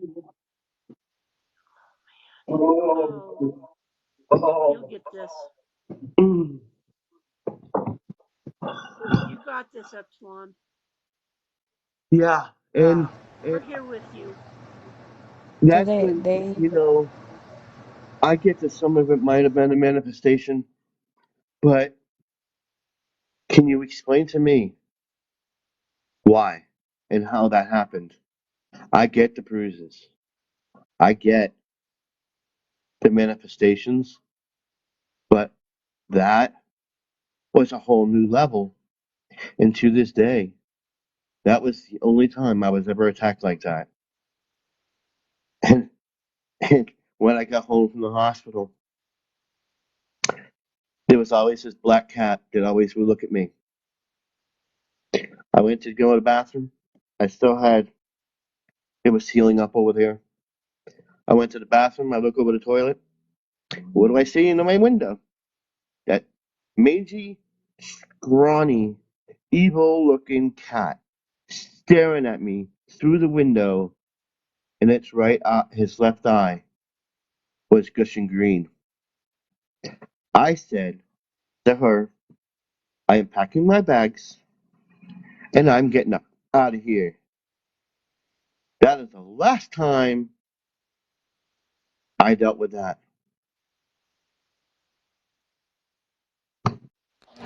Epsilon, first of all, to send you a huge, huge hug and love because that's a very traumatic experience to go through. And I'm me being held down here and that thing talked to me, affected me like you, but that's been 20 years now. And it's like I can talk about it okay. But you actually getting that type of injury and ending up in the hospital, wow, you know, I feel for you. But I'm glad you got away from it, and I'm glad that you were smart enough to say see ya and knew better, you know. And you got this, you know. You're strong.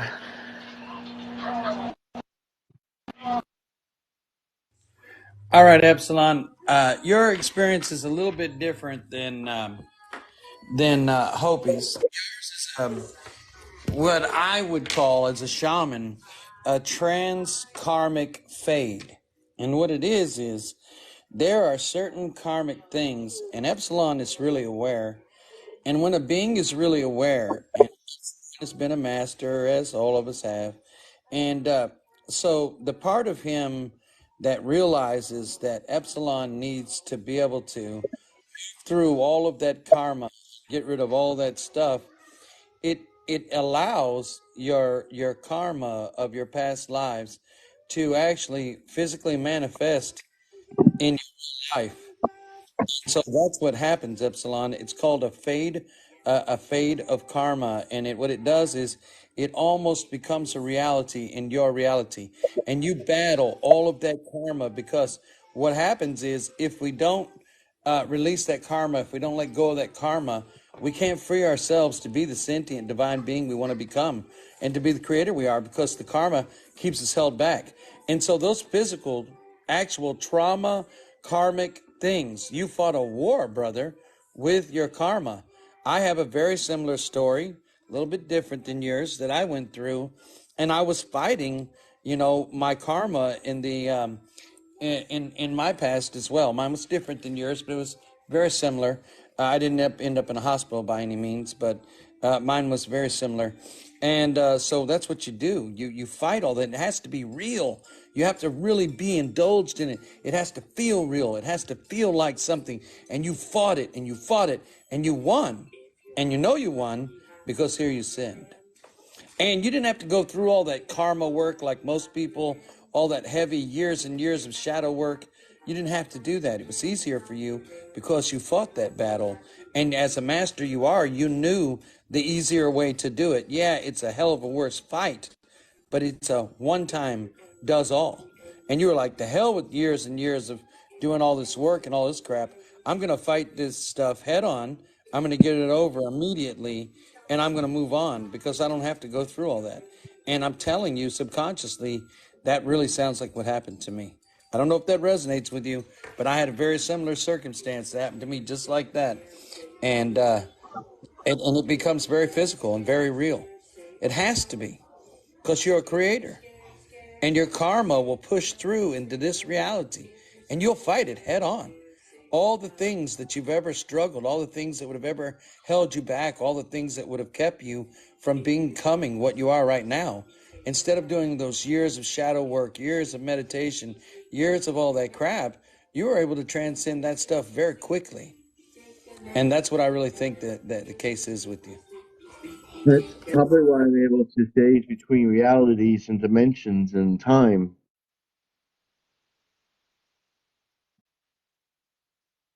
Wouldn't it It not? is definitely why you can, because you accelerated it. You got through all that stuff. You didn't have to go through years and years. And that's what masters do. That's what shows you're a master, because you were able to fight that. Most human beings have that kind of traumatic experience. If they have never been a master and they don't have the experience, they would have been worse off. So you have to be very strong to do it. And you did that to yourself because you knew you could handle it. You could go through it, and you did. And I'm honored to hear that story. Beautiful, brother. I tell you, when that thing hit me, it was like I was getting hit by it was like I was being hit by a train. I couldn't. I was like, and then it was like I released that energy. It's like I'm not gonna take it. That's exactly what I felt when that happened. Like somebody help me. And then I was like, wait a minute. I'm not going to take this beating. If I'm going down, it's going down in the blades of glory. And I just said, hey. And then all of a sudden, I glowed and I was healed, and that's what happened. I to this day that I see that and remind myself I went through that, and I actually had an actual real life battle scar from it, and no one could ever, they could never explain it. And they actually had her sitting in a jail cell for 4 days because they thought she did it, which I kind of thought was funny, but I was like, well, come and get you for what she did. I think she kind of deserved it in a way, but yeah, that's Anybody have any questions? I was wondering if I can talk about an experience that I had Sure. at one time. Well, I've had a few, but the major one, I was in my early 20s and I had two roommates, and we had a house in Aurora, Colorado. And they both were gone, and my roommate had a parakeet, and it would whistle the Andy Griffith show. It was really cute. There were some odd things that were going on inside of the house. Faucets turning on by themselves, microwave actually going on by itself.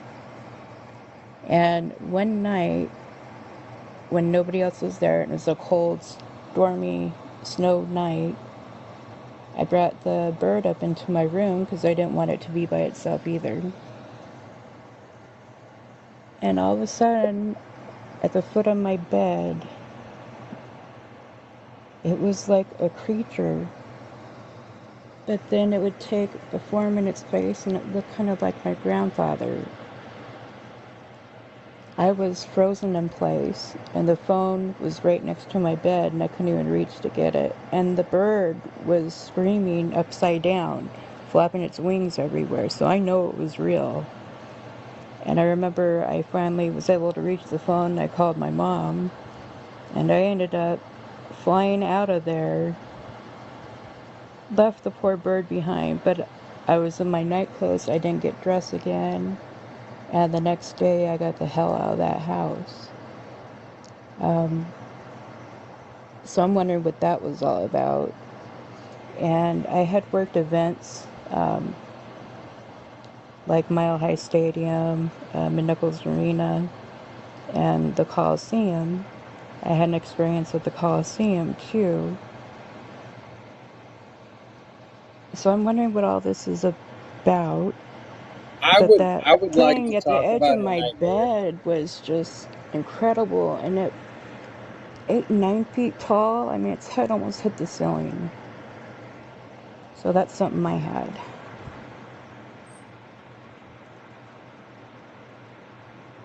John, you're next. You can take the floor right now. Yeah, I'm gonna tell her, and Anuka said this, and there's a lot of mediums and spiritual people that have said this. It's kind of known. Not everyone knows, but there's a lot of the Gaia kind of people that are out there in the know, like Billy Carlson and some of these other Gaia people.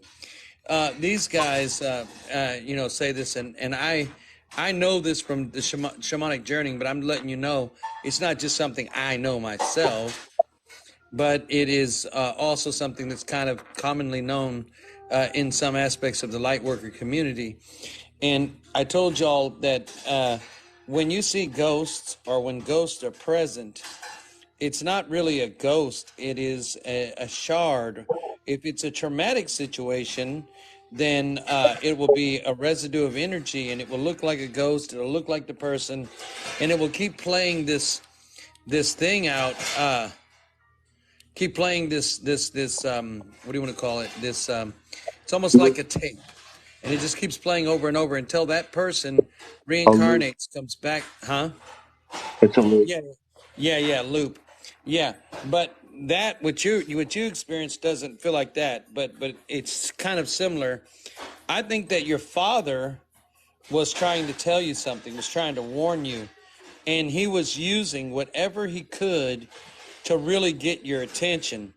And so if I was you, I would think of something serious that happened in your life or around that time, something, or maybe even something that pointed at something, because he was trying to communicate to you and he was doing everything he could in his power to do that.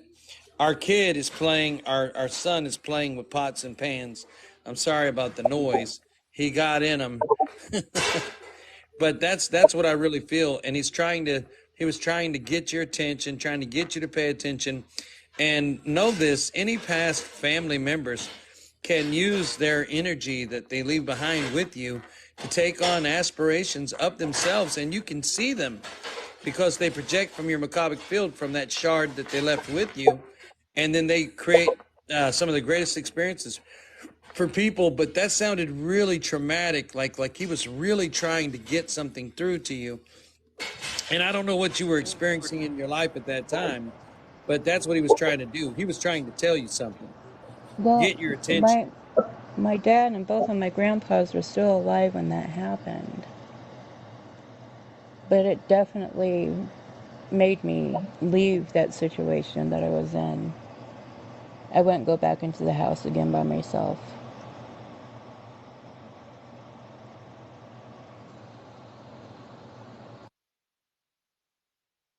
Okay. I'm gonna elaborate more what he said. Um, everybody's there's more than just ghosts and spirits roaming around. As some people would call them ghosts, some would call them spirits, or refracted light, or that. I honestly, I see them, and for me, my experience might not be like yours, but I see in two different ways, and that's the color variant that they have.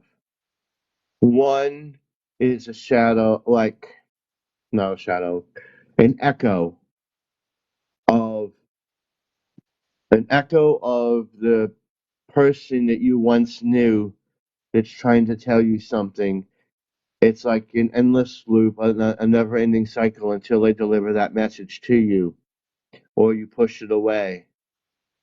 Um, some of the other spirits, I call them, is from another reality too. They could be coming to you to pass you a message. It could be that too. But the general consensus of what I'm seeing and what I'm sensing is you will roll into a rough patch in your life, something traumatic. Hold on. Something traumatic in the family had happened, and he was trying to get your attention, not to scare you, but to tell you that he's here for you and he needs to tell you something very important. And by you not going back in the house, you made it hard for him to transmute that message to you. That's almost exactly what I was saying. Yeah, Yeah. that's saying. That's really good, Epsilon. But what I was saying is, it doesn't matter if someone's alive, someone's dead, someone's here, someone's shifted, someone didn't shift. Everything's all at once. So your father's shard is with you, even if he's alive, as if he's already shifted, because absolutely everything's happening all at once. And I just feel like Epsilon. I feel exactly that. I think the shard in you that is always there with you was trying to tell you something, trying to point something out to you. But we have to get rid of the concept of, we say, well, they haven't died yet, or this person hasn't come yet. You can actually have an incarnation while you're still alive on Earth. Someone can come in and incarnate as you in someone else while you're here, and it's called a dual incarnation, and it's an overlap where you're incarnated in a child that just comes in the world, and you might be in your 40s, you might be in your 50s, you might be in your 20s. How's that happen? I'm still here, because everything's all at once. So we have to look at things. We can't see things as there's only linearity. That's what's wrong with humanity. We get caught up on linearity, and we want to look at everything from a linear sense, and absolutely nothing is linear. And I promise you this, nothing is as it seems. I'll shut up, Yeah, Epsilon. nothing is it seems. That brings me to something else that happened during my life. I was dating this woman, and she ended up going to another country. She tried to get a hold of me on the phone. I was too busy at work, and I'm like, I was thinking about her and this and that. Maybe I manifested her. I don't know, but she was she was with her family and friends over there in the UK, and I was over here. And I got off work and I went home. I said, "Man, I really miss her." And then I looked around, and I swear, I seen her standing right there. And she goes, "Oh, I'll be back soon. Quit the worrying." And then smiled. And then I turned around and she was gone. And then I'm like, "Oh, that's okay." So I called her a couple of days. I called her a day later, couple hours or days. I can't remember. A couple hours, I think. Later, I'm like, "Did you get home?" She's like, "No, I'm still in the UK. I told you we didn't get back for another 2 or 3 days." I'm like, "Oh, well, okay then. Have a good night." Well, I think I know now. I was thinking it was me coming to myself, and I knew that I would only trust my grandfather's face, even though it really spooked me. But there was somebody that was in that house that about a year later I had a horrible experience with. Maybe I was trying to keep it from happening. That kind of And just that's opened up my brain. Like, wait a minute. Now that I'm thinking about it, the way we're here, and all aspects of us are here, past, future, present, whatever. yeah. Wow. And it's bugged me all these years trying to figure out what that was and why. We all have this knowledge inside of us. We just have to unlock the door. That makes absolute perfect sense. Perfect sense. Great job going in. Great job going in and figuring that out for yourself. That makes absolutely perfect sense. And the reason you used your father is because you knew you would listen to him better than you listened to yourself. And yet it was you. Beautiful. Wow. Look at that, Nightbird. You're on fire. Beautiful. I can't believe how John, much is being unlocked in my brain. And it's time to have it all be done now because I'm at a crossroads right now. I think I'm in the process of healing and finding out who I really am now. Sniper, you got this. Don't. You got this, bro. Come on. I know you got this. Thank See, you. you have all this energy. You have all this love. You can't be saying. See, I've noticed a lot of people going, "I wish, I can't, I don't." You just say, "I do," and it's going to happen. Because the more you say the positive, it's going to happen this and this, it's going to happen. And, "Oh, I'm going to try." Yeah, that's trying. That's not doing. And you have the energy of 1,000 suns, and you are going to be a very special worker. I see it. I know it, just like a nook. That's why he picked you from the masses, because you, And as everybody else, are a special individual. Very much so. Hey, Sean wants to talk. I didn't know if you Yeah. saw that, Epsilon. Yes, I was wrapping it up with Nightbird because I didn't want to leave her hanging. All right, John, you're up. Okay, so as a child, I had a dream. It was the same dream, but there was one detail that was always it would switch back and forth. My grandmother and my grandfather on the same side, maternal, passed away before I was 5. My grandmother when I was 4, my grandpa when I was 5, and right about 5. Anyway, in this dream, there's fog on the ground, about to their knees, and they're coming toward me, and they're holding hands with a woman. She's in the middle between them. I don't know her. Never seen her in my life. My mom and my aunt say that they think it was an aunt of theirs that I never met.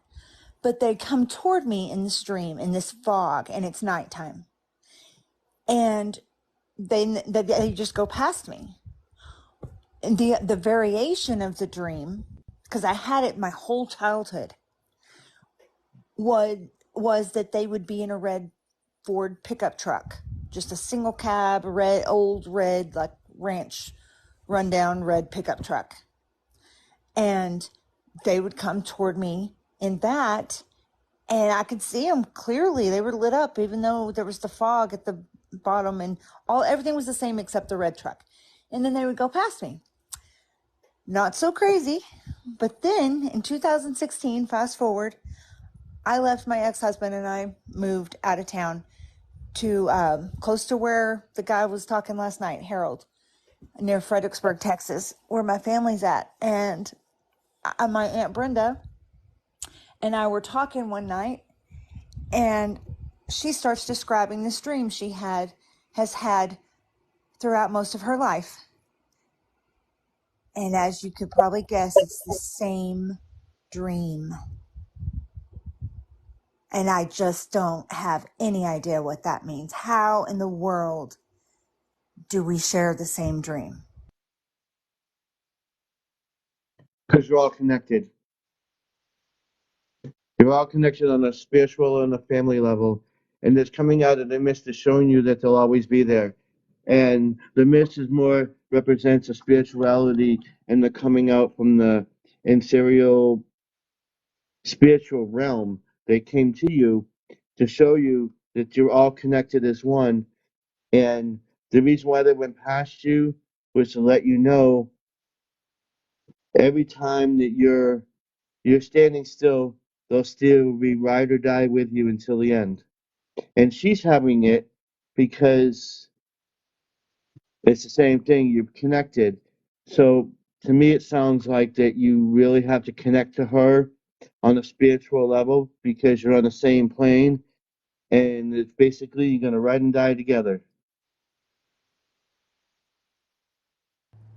Okay. Wow. Great job, Epsilon. Great job. And the minute she was talking about it, I seen it happen. It was like I was right there and I could feel the mist and see the people and see her standing there as a little child and this going on. It was just that was a little bit tricky there. Great job. Really good job. I want to add something to it. Is that okay with you, Epsilon? It's Oh your yeah. show. Yeah. I'm going to say that the reason why you're having it together, along with what Epsilon said, but also because you both are helping each other. You're enabling each other because, as Yeah. Anouk has said, there's a matrix in the background. And that matrix that's in the background, that's the sentient part, the subconscious part. And it's always communicating. And that was your guys' sentient communication between each other, giving you both the same dreams so that you could both empower each other, even on a level you might not understand, but you accomplish something in your life and then it empowers her, and she accomplished something in her life and it empowers you, and you guys have no idea it's coming from that person. But that kind of stuff happens in the background with humanity all the time. And so that's why it's connected like that. Her and I have always been very close.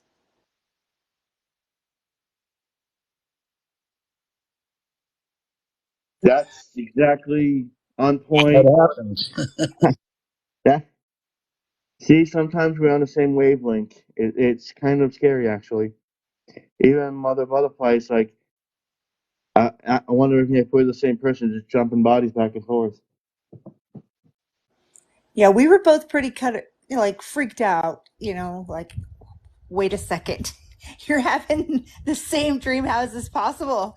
And I wasn't, I literally had just decided I was done with Christianity and stepped out of that.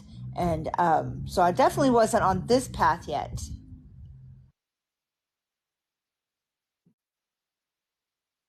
So the whole being connected as one did not cross my mind.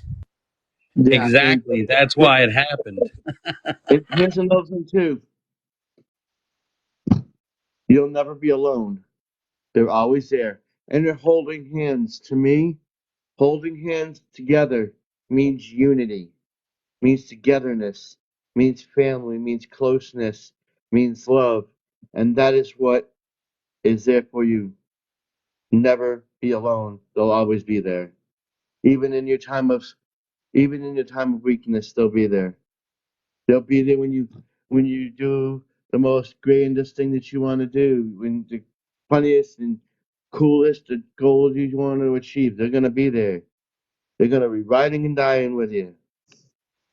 So just to add to that, when I first started this journey, my sister was the one that really kind of opened things up for me. I immediately started meditating, and one of the first things that I realized was when I was 4, after my grandmother had passed away, I was in bed one night and I had a nightmare, and she was standing at the end of my bed when I sat up. She was there just like my mother was down the hall. And I could still see the light from the TV down the hall. They were still up. And she was standing at the foot of my bed. And she said, "It's okay, baby. It's okay." And she had died in that house.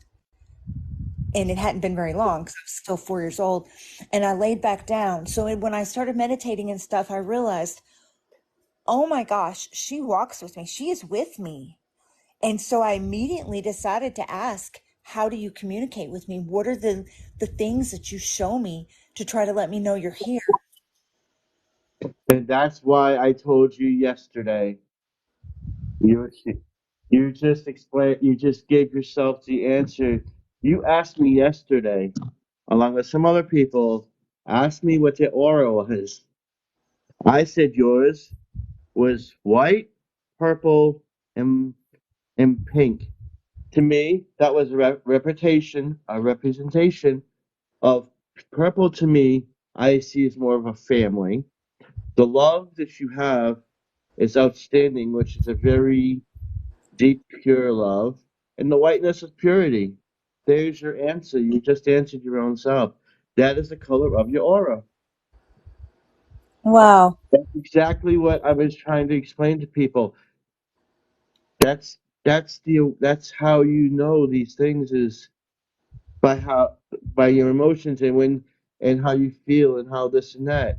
It all is together like a woven tapestry, as Anouk has been telling, and all the guests have been saying.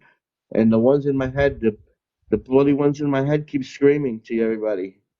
It's all one thing. It's a huge tapestry, and you're doing well. And just to know that you're never alone. You have family and friends here. You have them in real life out there in your own family outside of here. We are When all I connected as one. when I asked her how she communicates with me, she showed me like a movie in my head of her holding me.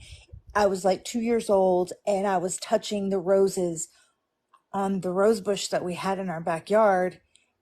And my whole life, when I was married to my ex-husband, there was this little rose bush in front of my, right as you walk out my front door.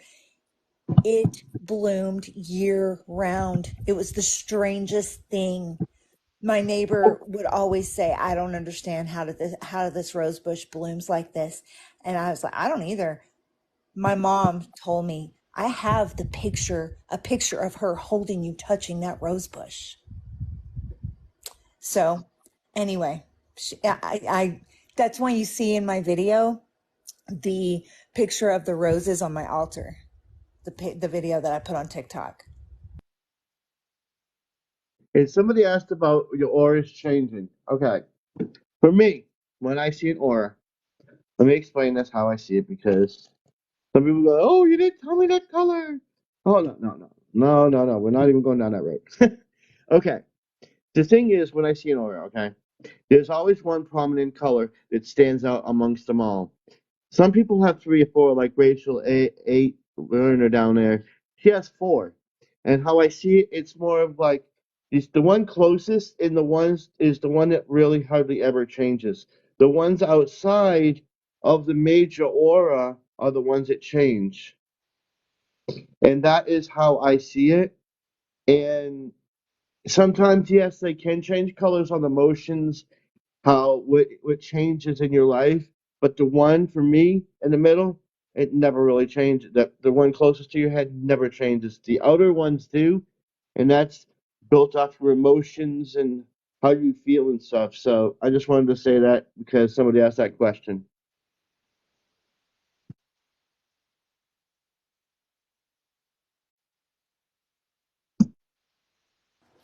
Thank you so much. Oh, no problem.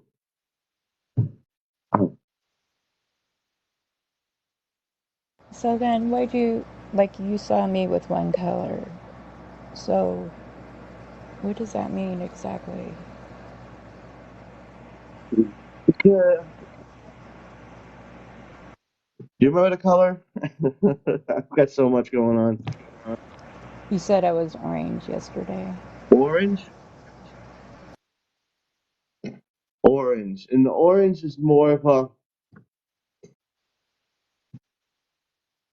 kind of a, how do I explain it? It's more, yours is next to it, from how I see it, it's more of a love of nature. And you'd think it'd be green, but yours is a little orange. And that's the one I have a stumbling trouble with trying to figure out is orange for some reason.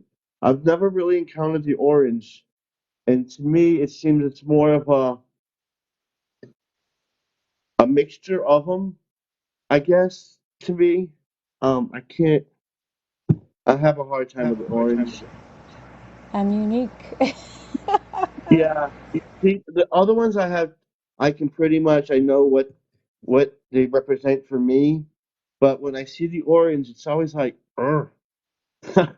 Or I don't know why that one is, that one's kind of hard. And it reminds me of, I feel nature from it and kind of a chaotic life. Yeah, I've got a lot going on. That's what it seems to me. And more of a I am chaos. No. spiritual, a little bit of spirituality in there. That's what I'm sensing for me. It could be different for a Nook or somebody else. I Well, actually let's think say, I like what you said. Hey, I wanna. Nook wants to come and share a dream with you that he has, because all beings dream. He wants to share a dream he has, and he wants to see if you can interpret it. Nook does. alrighty. Epsilon, before we get into this new thingy, what's my colors? Oh my. I started a trend. You did. Oh lordy. What's my Um. color, Epsilon? Please, what's my color? Oh, you're all pink. Actually, you're golden. You are. You got gold and white. Now, who else? Who is it that asked about color? Little butterfly. Oh, oh no. I see. Now that's gonna be hard because I can't see the picture of her. Um, I'm sensing gold and white, just like a Nook. That is odd because the colors I see when I start into meditation is gold and white. Because you're, from what I'm getting from you, you have an old spirit, and you're more into spirituality and sacredness, and it's a pureness of it.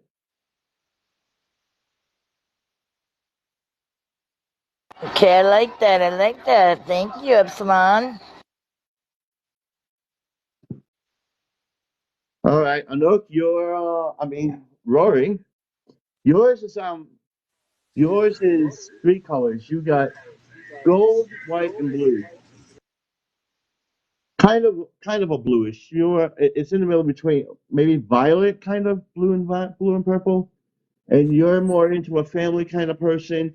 You have an enlightened spirit with a pure motivation of helping, love, and compassion, and the light that you have is shining through each person on the planet. And that's what I see. That's absolutely awesome, Epsilon. I love it. Next. Shauna, Mother Butterfly says you're spot on. Thank you. Next. I don't go down the Anook road. wants to come. Anook wants to come and tell you his dream. See what you do with it. Oh, here we go. Why I'm don't have going a to tell clue? you, though, I'm going to tell you something. Listen, they don't dream like humans, so get ready for something wild. Oh boy, here we go. All right, give me 1 second.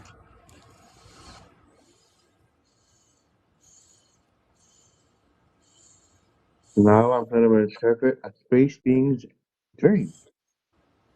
Oh my. Well, that's when you things couldn't get more crazy on the show. Here we go.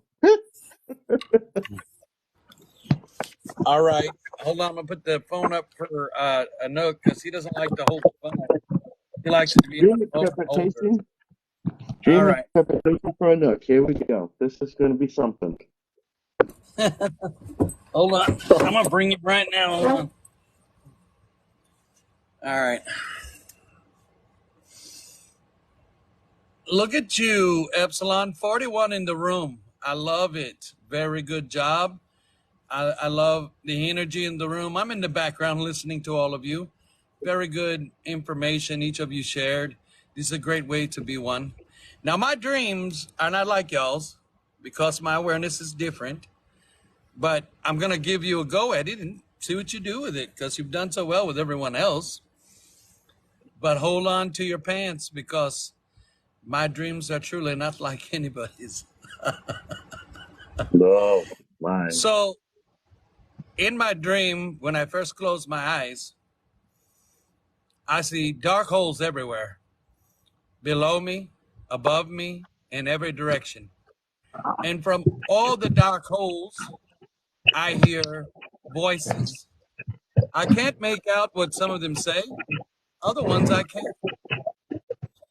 I can feel the energy because I'm very gifted with energies, and I can tell that within some holes are parts of me and some holes are parts of something I can't recognize.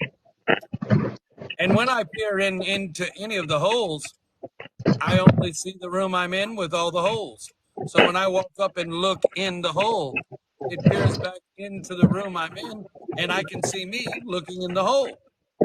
All of a sudden, the floor drops out of the room, and I'm floating. And I'm looking dead ahead, and the holes line up one after another, each one in a different color. And there are so many variants of color, it goes on in infamy. And as I look closer, I can hear something tell me, go in. So when I move to the straight lines of holes, all of a sudden I'm taken in, and then I shoot out the other end. And when I come out, all that's in front of me is Andromeda, the entire galaxy, the entire multidimensional facet and physical facet it is. And I see all of these beings, but here's the crazy part. They're not any being that I'm aware of in Andromeda. And then all of a sudden, I hear a noise behind me, and I turn my consciousness like the way we are. I can be faced in one direction, and I can just shift. I'm looking the other direction. I don't have to turn or anything.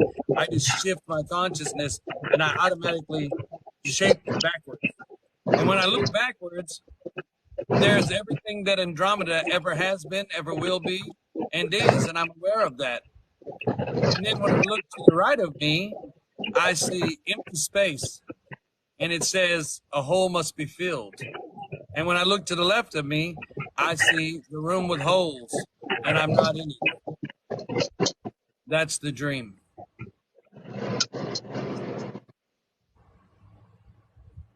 Take a minute, think about it. It's a lot, I know.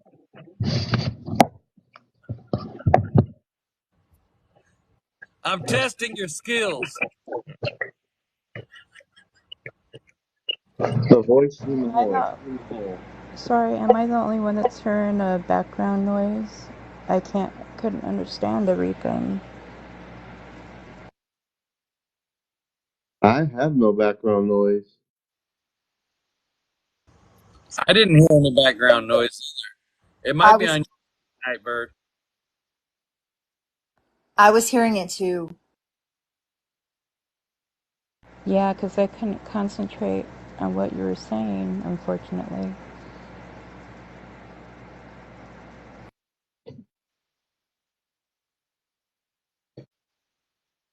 You were seeing dark holes, which are the empty shells of humans. You're hearing the voices.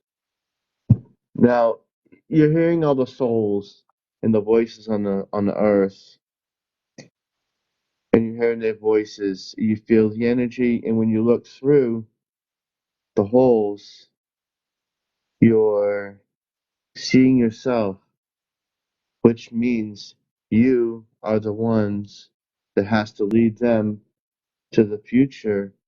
That's why you see them lined up and there's nothing in the holes, is because you're carrying them with you on your back and showing them the guidance into the future. And you're taking them from the past into the future.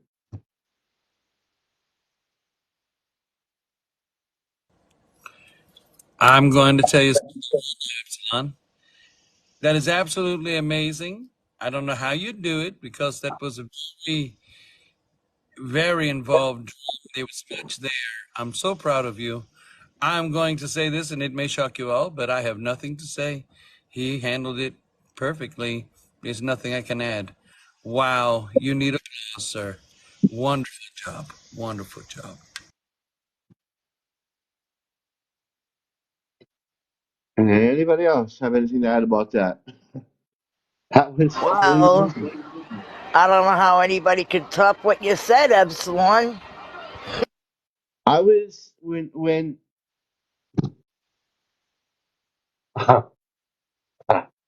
okay. You were on that. You were on that, you know? I do. I Yeah. feel like you got that, like, that dream. Because I was thinking similar, but you said it better than the rest of us could, I'm sure. But amazing.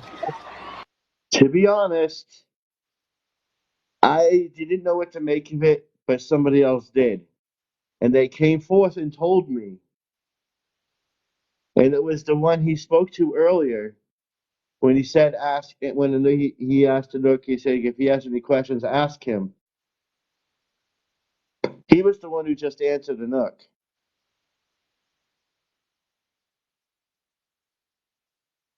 Mother Butterfly's in the room with me. She wants to give her assertion of the dream, and she has something to add, to expand on. Epsilon, I think you're going to like this, so I'm going to give her the phone. I was going to say, as all those separate holes that were there, it's an understanding of each person has their individual sentient and it's separate, but when all of them lined up as together as one, it's a knowing that it's all one, and him going through that and seeing himself in an empty space, it's a realization that he is that he is all, that he is one with all. Yeah, that's where I was going with it. I just didn't elaborate too much, but yeah, that's exactly what I was getting to. Great job, huh? Yep. And he was talking in the back of my head saying it, so. And I don't know, wait until I get enough energy, people. I'm telling you, this guy, you've got to hear this man. Anook, what did you think of that guy? I absolutely was amazed by it. I think that there's a lot of wisdom. I think that you'll be surprised when you find out who it is. And I'm also going to say that the journey for you is to be able, and he's a lot of energy, and I know that. And he requires a different focus than all of the rest. And that is your journey. Where many people have different kinds of journeys, different people go through shadow work, they go through different things they're going to do, different things they have to experience in their life. Well, your mastery is channeling. And so when you leap from one awareness to another, it's coming on to the next being that will guide you and direct you even further than the ones before. And this one is a big one. Don't rush it. Take your time. Don't force it, because sometimes when someone forces, you don't get the purity. So that's what we always tell Ray. Don't force anything. Doesn't matter how long it takes you to be able to do it. Don't rush it because you want it to come out. Just cognize it, really feel it. So when you do it, you're comfortable and it's pure. I was going to explain a little bit about him, boy. He's been there all my life in the background, doing little things here and there. And occasionally I would hear that in a more of a subconscious voice, so to speak, not like the others. He's been there and I know he's there. So it feels like it's part of me, if that makes any sense to everybody. And hearing him was really awe-inspiring, because I've experienced the other channels and talking to other things and stuff, but this one, he's much more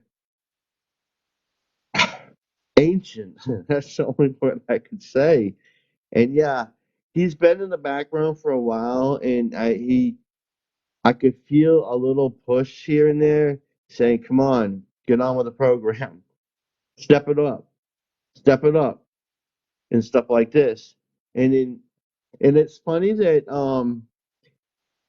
Anook's thing is the storm is coming, and he goes, his thing is the tidal waves are going to be a rockin'. I don't know what that means, but that's what he said. The tidal waves will be a rockin'. And when he speaks, it's more of a ancient kind of thing, I guess. But yeah, I'm not gonna sit there and force that one, because he's like his own entity within himself, like we all are. But he is much more different. Like Anook said, he is a different channel than I've ever experienced, and he is. I just can't with. I can't even explain it. It's just awe-inspiring just to hear him and me speaks. Him speaking through me and not hearing my own voice is just tripping me out already. But yeah, that's when he finally decides he wants to, he'll talk to some people in a private setting, I guess, because he's not shy. He just doesn't want to. He only wants to speak to the ones that are ready, kind of, I guess. He doesn't want to make anybody scared or frightened, so he's kind of a bit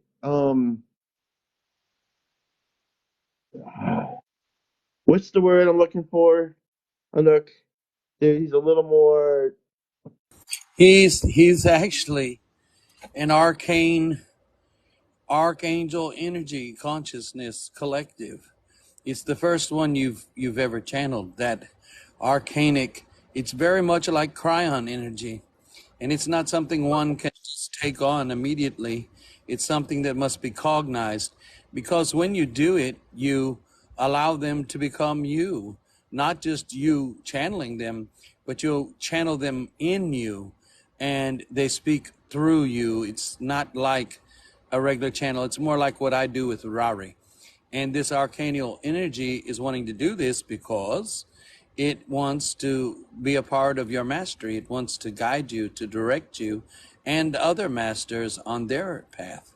And so it's a very spiritual, very sacred thing. And I would be very, very slow, very easy with it, because if you do too much, you can knock yourself out for a day and be laying sleeping because you overdo it.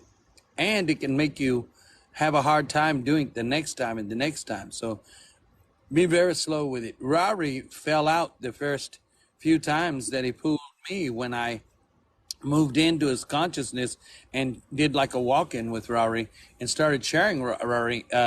It was very physically traumatic for Rari because he wanted to rush it so much. He didn't listen. And he was like, I want to do it now. And I want to do this. I'm ready to evolve. I'm ready to do this. I'm ready for whatever you're talking about. Because I was telling him about all this and he couldn't believe all this was going to happen. And I told him it would. And he was trying to rush. And he ended up having to be in the shower, for hours trying to recover from it, because Rara is very in tune with water. Water is very healing. And Rara is able to raise his vibration by using water. And so Rory does that.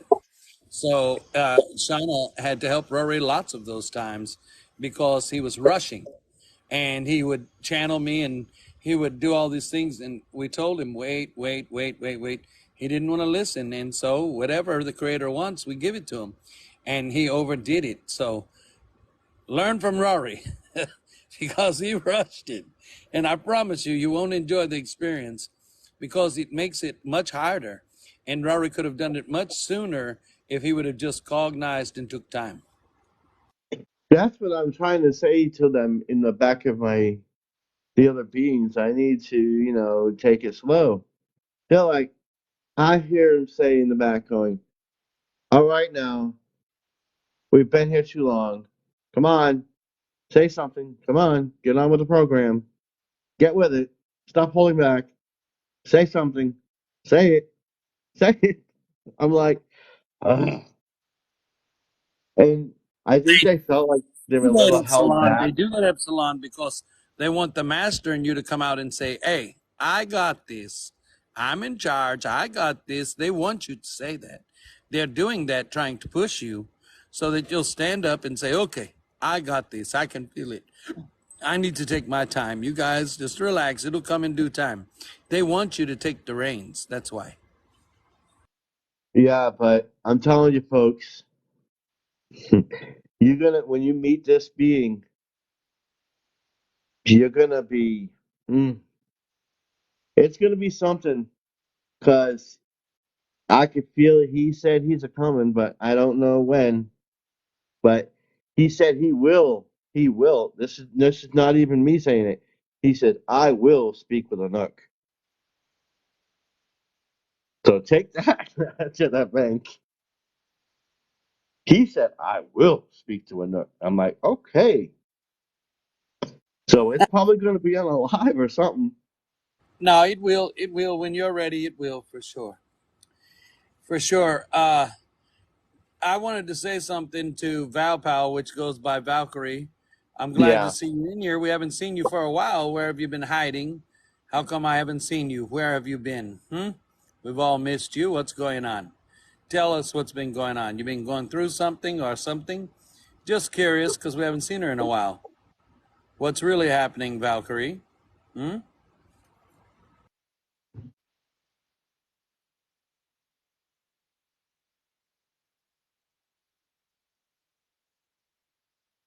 Oh, Valkyrie,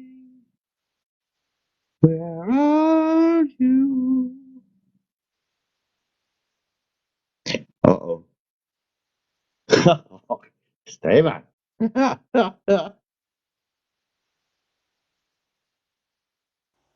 She said her service. Oh. So you've been up there kind of quiet there, Creative Society.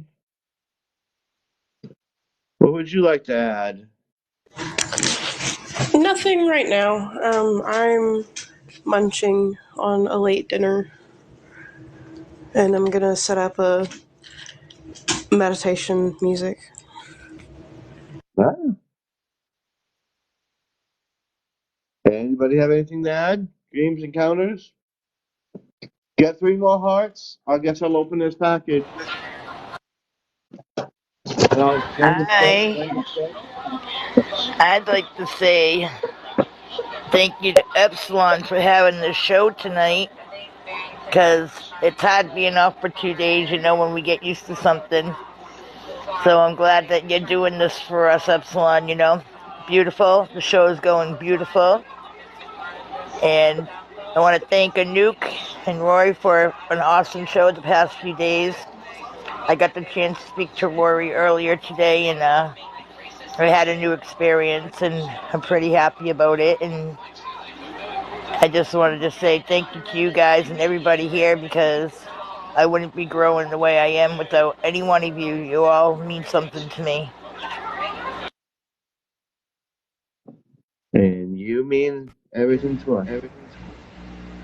Well, I have another dream. I was holding back, and it was strange. I had a dream that I was being held down, and I couldn't reach my lamp and my light, and I struggled with it and struggled with it. And then I finally broke free, and I ran up the stairs, and the door was glowing, and I opened it, and then I woke up. Is there any significance to that? I had that the other night.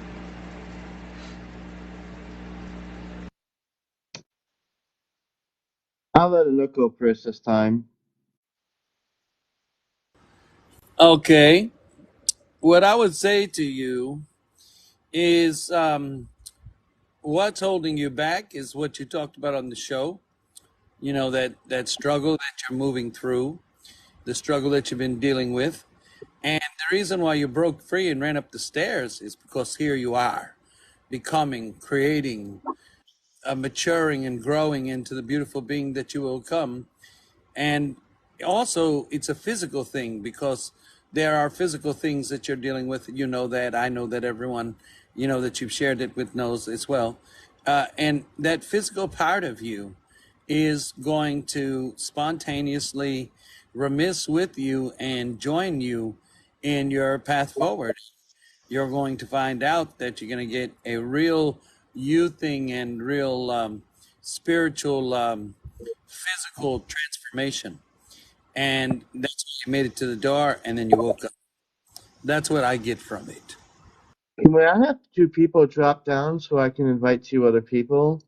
Because I think they have questions. Yeah, I'll drop down if you want me to. No. So, I can go down. Okay. Thank you guys, and it Thank you. resonates.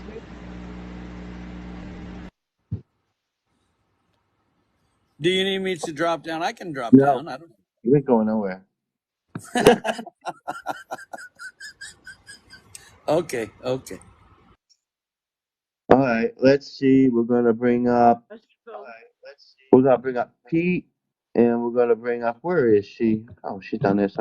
Hopefully that was the right person. I think it was. Yeah, just like Anouk said, I think that you were afraid, and you were just afraid, and you held yourself down again. And when you ran up the stairs, that was you signifying that you're going to reach a higher level on a higher plane. And when the door opens, you freed yourself of that pain. Wow. Yeah, thank you. I had trouble knocking myself off. Do you still need me to go down, or? No. I was waiting for Okay. Lithium to show up, but she said she had a question.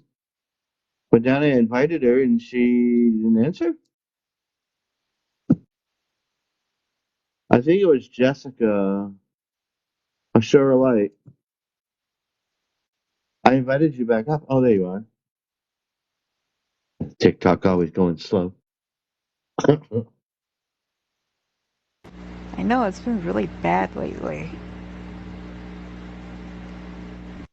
really bad. I really think all the light is really affecting TikTok because you have to understand that TikTok was not originally having all of this light. A lot of this light is new, and all these shows popping up, and all of the spiritual beings starting to do all these shows, and it's starting to affect it. And it will affect it in such a way that it will almost take a mind of its own because they use AI. And AI means anything can affect it. When you have a physical being, it chooses. AI doesn't choose, it just moves with the strongest energy. So you guys are going to find out after this struggle with TikTok, it's going to start going in another direction. I assure you of that. Well, I hope so. I better fix this. I better fix it. All right. We're almost halfway to the mark here for this package. And we're at 50K likes. I'm trying to hit 75K at least. And maybe about 50 guests. But I can deal with 36 if that's what we need.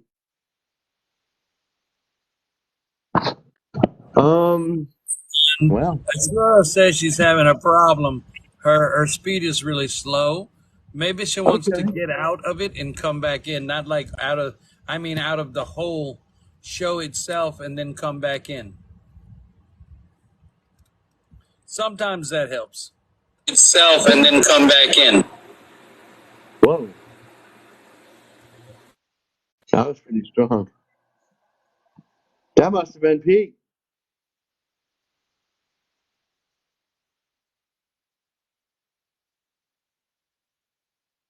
What'd you say? What's the topic about? We were talking about dreams and well, we were going to get to encounters, but we got overwhelmed with dreams, which is cool. Because I'm going to be doing a live every Sunday, and my co-host doesn't know that yet, but I elected her to help. But don't tell her; she won't know. That's all I elected.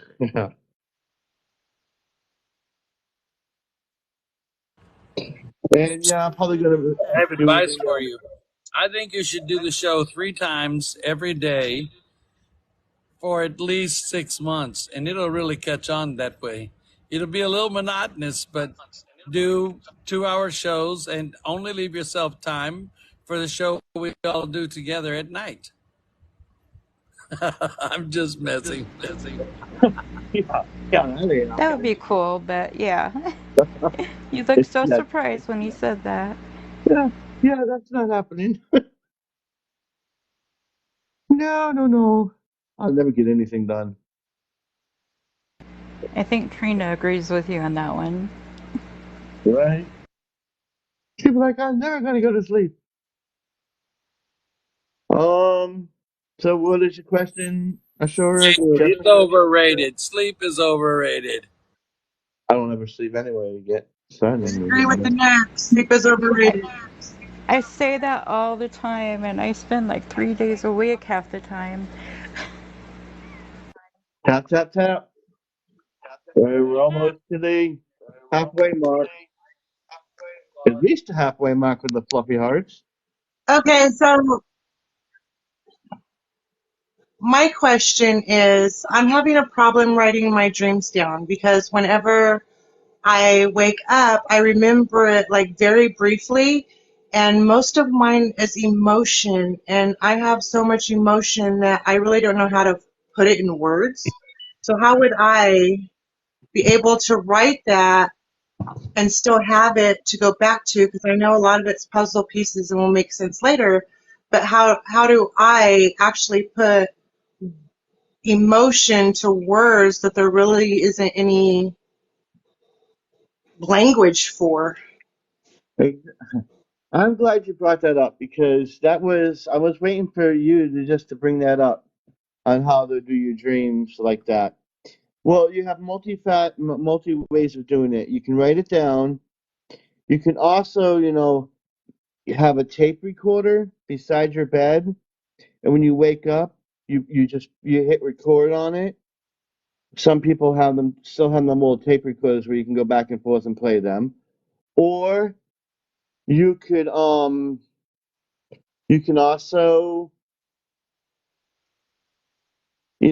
have record on your phone and just record a little video and say it. Then when you play it back, you can actually hear it and then write it down. I would love to say something here. There's a technique that is used by Rory. Uh, he calls it mirror magic. And what you do is, now I'm going to add something more than what Rory's doing specifically for you, but try recording yourself while looking in the mirror. I'm going to tell you why. Because the mirror image of you is the alternate you. And a lot of people don't understand that. That's why it's mirror magic. Because when you look in the mirror, you think you'll see a reflection of yourself. But really what you see is the other self, your dreaming self. And when one does that, you'll start to see that the reflection in the mirror will start reacting and doing things that you're not doing when you look in the mirror. So when you record your dreams and you record this stuff and you're looking in the mirror, you're really bringing a wholeness to yourself, and you're looking at the other you, the conscious you, the sentient you. Rory can get the reflection in the mirror to look at him, and when he sees it, it's like he's looking at another part of him. It doesn't look like him. The eyes look different. The personality is different. When you start getting this kind of thing going on, especially when it entails your dreams, you really seem to get a lot more understanding and control in your dreams, where you could be able to stop your dream, rewind your dream, shift your dream, add something to your dream, because you'll see something in the dream and you'll go, hey, what if I do this? And you add something to your dream and you start creating with your sentient part of you, the subconscious part of you. It's paramount and it's profound. That's what I wanted to add. You said it pretty good. Thank you. I'm definitely going to have to do those things. I've Sometimes definitely been needing help. I actually, when I want to remember something, I don't know, I always go back to it, a salt bath and the warm water, and I try to go back to that place, or I try to remember. That also helps with remembering for me anyway. It could be different for you. Every individual is different, but that's where I actually remembered a lot of things. I also wanted to say, No, Clausaurus down go here. ahead. Oh no, go ahead. I was going to say Clausaurus down here said she dropped into the live and it freaked her out because she says exactly what you're talking about in here is something she needed. So I wanted you to see how your show is spontaneously meeting people's needs as they just drop in. I just find that amazing there, Epsilon.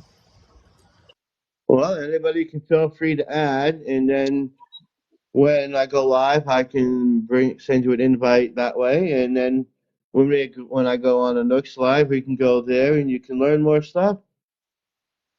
And I'm sure the rest of us go on live. Could you explain the mirror thing again? Because Kit Kat had a question. She wanted to know how you do that again, and I didn't hear the beginning of it either. You want me to wait until you're done with Ashira and then I'll do that?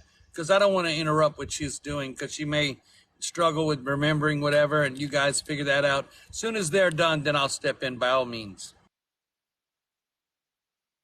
Anything else, Miss Ashura? That was actually all that I was needing. You're right, I should probably record it, because it's so hard with, like Anouk says, the English language, and then trying to put a feeling into words, because the images leave me fast, but I'm left with the feelings. So, and it's just hard to put it down on paper. And I definitely connect with water more than you could possibly know. So I'll probably try to do the salt baths. And I have Epsom salt and all those little things. So I'll probably add that to it and then see where I get from there. It's always good to record, because even if you can't, like the minute you wake up, and you forget to do the mirror thing or whatever, it's always good to have that as a backup.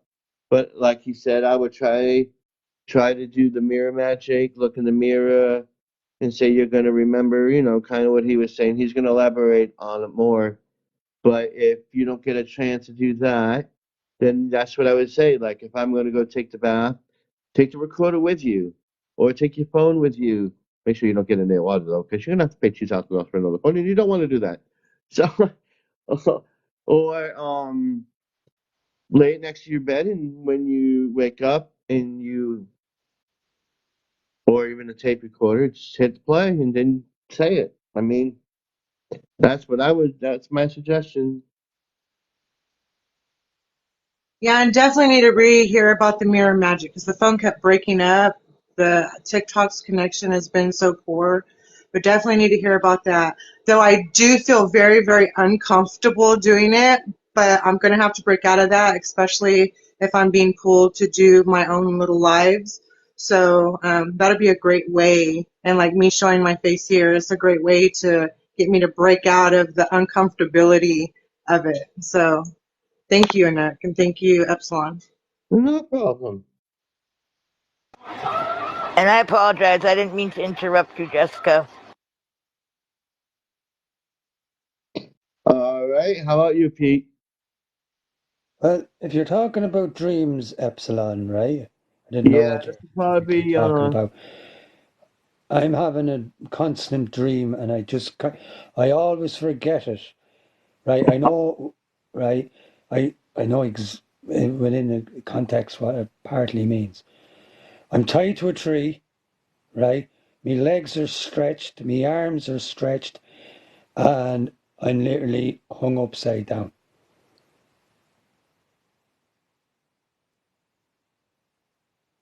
that's a past life. I know it right now. Past life, Mm-hmm. and it sounds like an apostle. I mean, that was automatic right there. It just screams it right there. It screams an apostle or someone that was religious that had happened to, and it seemed like a past life experience. Were you inside? Did you see it like remote viewing, or did you see it as you were there through their eyes In a forest. in a forest? Hmm. I'm still. I get. I'm getting a religious leader. Something like a religious leader. Um. Someone very high spiritual, and people didn't like it, so they did that. Anook, what do you think? That's what I'm getting, and it was a past life experience. Well, I haven't told Peter this, and we'll do it on your show. That way, you have something special on your show. I've never told Peter this, but I'm sure Peter has felt it. The reason that he has the name and likes the name that he has, Peter Star, is because Peter the Apostle uh, actually was a star pupil. He also was very interested in astronomy and understanding the cosmos. Out of all the apostles of Yahshua, he was very much connected cosmically, where the others weren't. And I know you guys don't have those books, but you will. A lot of that is hidden from you, of course, the Vatican, that kind of thing. But you'll find out that astrology was very much part of the Apostle Peter. And I really feel that you're right. I think that Peter was the Apostle Peter. And I think he's resonating with that consciousness because Peter, in the time of Yahshua, was very much about trying to connect humanity cosmically because they knew about their extraterrestrial family back then. They just called them, sky people or the ones that come from the sky. And I really feel strongly that that's what Peter's resonating with. All of his eccentrics, all of his really high vibration. Peter is not like everyone else on TikTok. I'm going to tell you all that now. Peter is very eccentric, very different, very unique. He has a whole different style than anyone else. Go and watch his videos. I mean, the style he has is very flamboyant and very unique and very different. And a lot of people will look at Peter and love him, and other people will look at him and wonder. And the reason why is because he's very in tune with that. Peter was one of the most eccentric apostles of Jesus, and that's my opinion. And I think that that's what happened to him back in those days. I think that's how he was done away with. Because I'm looking and when you were saying that, I was seeing a man in that position with a beard, and they were mocking him and doing things, and that's what I see. It was more of it was like a rope, but it was more of a vinish kind of rope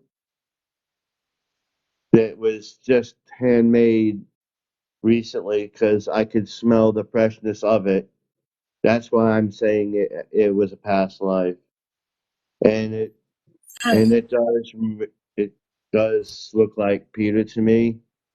So that's what I got. I want to say one more thing, and I also have to say something to you.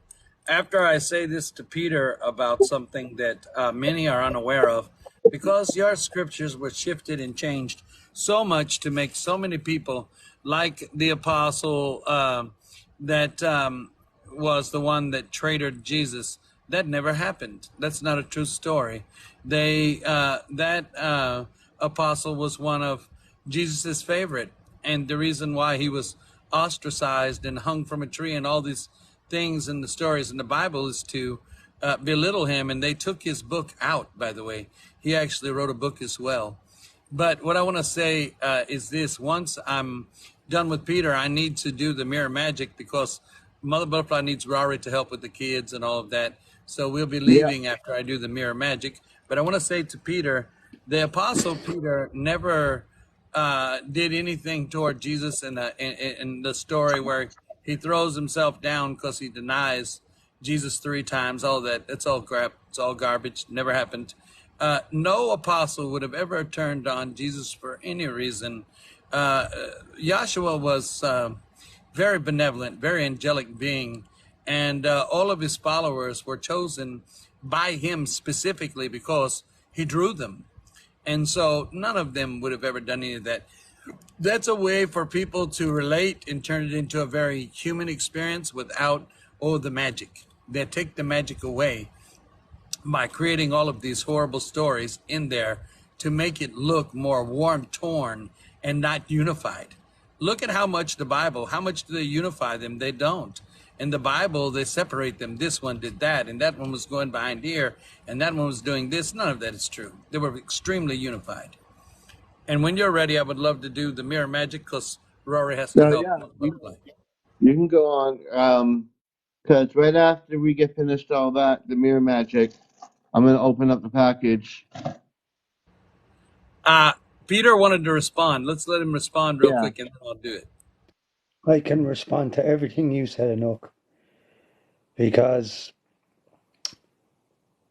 with the new story, what's actually been revealed in the last, with the videos, with the new TV series, I actually resonated with that a lot more than what I was actually taught. Like Jesus did say, when the cock crows, Peter will deny for 5,000 years, and the 5,000 years is up. And with the stories I've been putting out and rewriting the way it should be.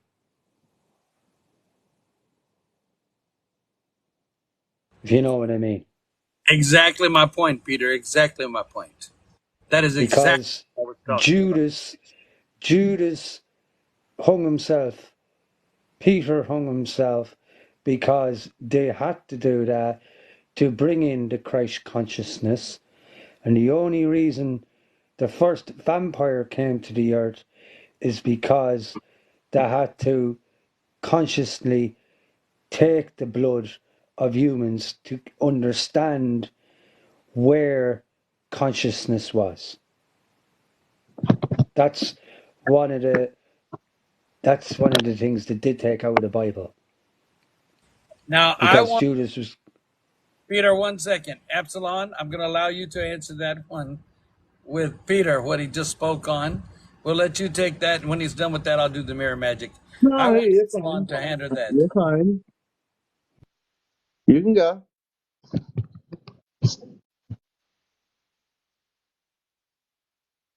I'll let you go. No, Epsilon, handle that one. You got this. You've been doing so good all night. You've got this one. I know you can do it. You've got it in you. Come on. um, I honestly, I feel that yeah, you're on the path in that righteousness and the story that you're talking about the alteration in the Bible. You resonate with that more is because you live that part and you're deep down inside. You know that what's true and what's not, and in your soul and in your heart, you want to bring out that light and show the world that things are not as they seem.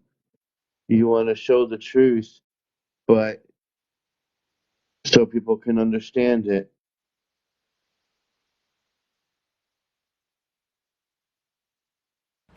yeah. Applaud, Epsilon. That was absolutely fabulous, Epsilon. I knew you could do it.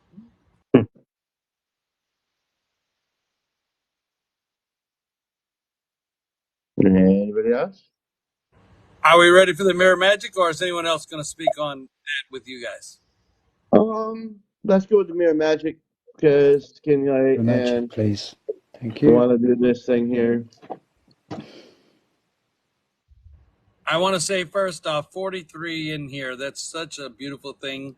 59K likes. That's great. And you got 13 fluffy hearts. Beautiful, 43 beautiful. is the magic number of 1 second, 8, 3 divine. Very spot on, Peter. You see that? All right, let's talk about this mirror magic. Rory came up with this mirror magic because Rory realized when it's channeling me in the very beginning, I told you he struggled with channeling me at first because he's rushing. And when Rory would stare in the camera, when it went from the word, remember I told you when you first start channeling, you see the words in your mind, or you might see the vision, or you might hear the words in your mind. But once you really get experience with channeling, you no longer do any of that. The being comes forward and you're just in the background watching. But in the beginning, you're not. And so when Rory saw that, and he saw me talking and him without any control, something snapped in Rory's mind, and he said, hey, if I go to the mirror, will I get a reaction from me looking at me? Is that person in the mirror really me? And that's been a ongoing odyssey for a very long time. Mirror reflections, not being the same person that's looking in the mirror. It's another part of you looking at you. That has been something that spiritual people have struggled with a long time, trying to figure it out. And I'm going to tell you, it's not. The person looking back at you in the mirror is not the reflection you are. And I'm going to tell you why. Because you're in linearity. And linearity says there is but one of you. So the reflection is not you, it is another part of you. And it's following the perception you have. The perception you have says that's your reflection. Like your shadow follows you because your perception says your shadow is, a part of you, and it's your shadow on the ground from the sun and all of this. But I'll tell you, there's a mystery there as well. And so mirror magic is looking into the mirror and getting to a point where the part of you that's looking in the mirror drops the linearity and becomes its own entity. And then you can sit there and you can talk to the other parts of you and see them. And as you grow in this mirror magic, you'll find out that when you look in the mirror, you can see the higher self. You can see the sentient conscious self. You can see your physical self, Or you can see parts of you in the future, parts of you in the past, of your life now, and in other incarnations, because the mirror image of you is that reflection you think it is really the alter you. And the alter you is really different projections of you all at once. So when someone really starts using that tool, it is paramount. And what one must do in order to do that is let go of your perception that says that that's just a reflection of you. Let go of that. Start talking to yourself. Start speaking to yourself and looking at yourself, and you will start to notice oddities, differences. It will move out of frame and start doing things, and you'll be like, oh my God, this is really magic. And it is. And eventually, you'll do what Epsilon is doing. And this is the way you get to where Epsilon is, by the way. He got there in another way, but this is another way to get there, where you can see real things in reality. By creating this mirror magic, you start altering your reality, and you start realizing that it's much bigger and much more magical than you really realize it is. So let go of those linearities of believing that that's just an image of you looking in the mirror, and realize that it's the other you, no matter what it is, whether it's higher self, conscious sentient self, or past life, or future life, or you in the past of this life, or you in the future of this life. Get rid of all those notions that all it is a reflection. Nothing really is as it seems. I promise you all.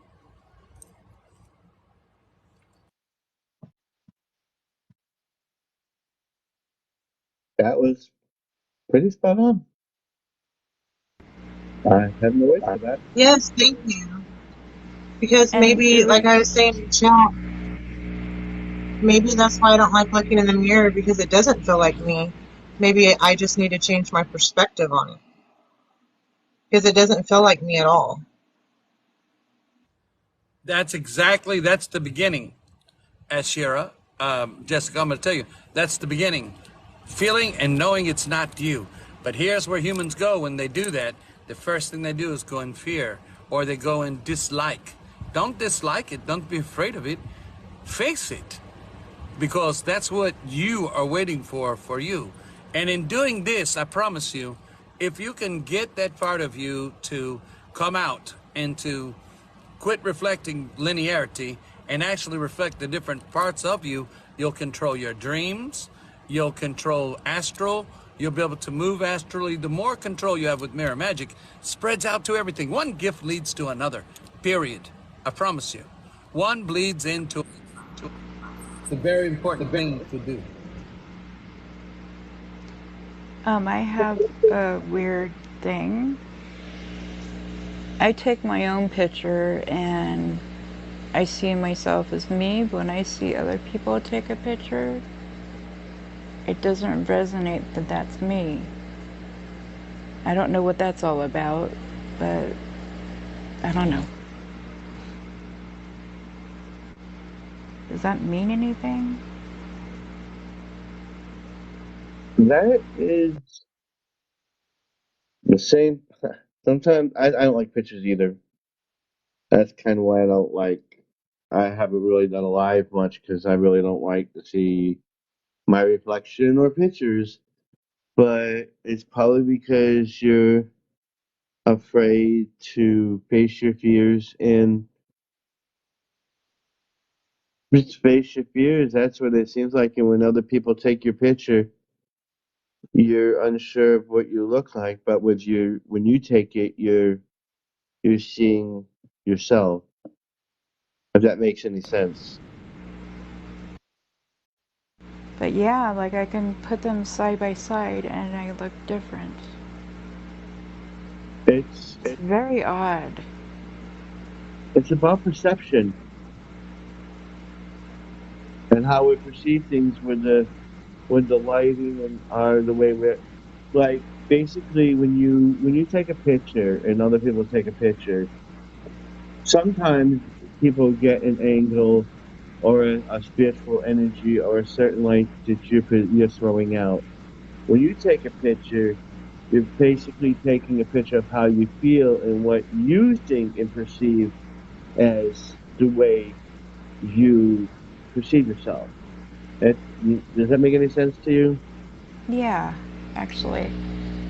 Thank you. No problem. Anybody else before I open this package and explain the story behind this? Let me see if I could. Oh, I can't flip the camera, can I? How do I change the picture on this thing? Oh, I'm such a noob. All right. Anybody know how to take this picture down and change the effect? Anybody know?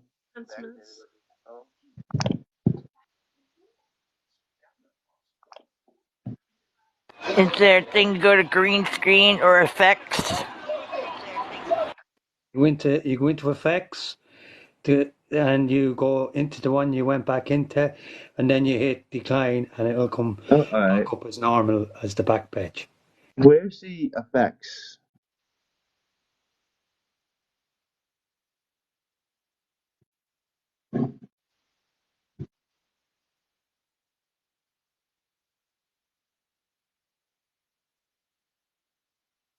Oh, I don't see.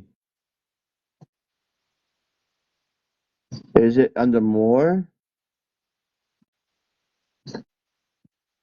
settings? No. It Oh, should be in settings. okay. It should be on the bottom of the screen where the microphones are and across. Where the camera Okay. is, it should be exactly in the middle. Where the rose, you know where the rose is when you're Yeah. sending the rose, that's where it should be. On my side, that's where it should be. If I was live, that's where it should be.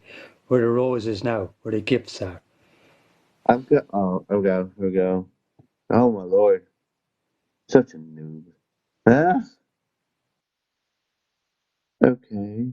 It's No, alrighty. We're back to normal here. Alright, let me take this down. Close that out. Alright, you wanted one more. Let me see, Honey Reynolds. I'm gonna bring you up. We're gonna do your dream here. I don't know. Can you come up? Yeah, you can. Let me look for Honey Reynolds. La la la la la. Okay. We're gonna do Honey Reynolds' dream. Open up this thing and probably close it out. Unless somebody else had anything else they want to add.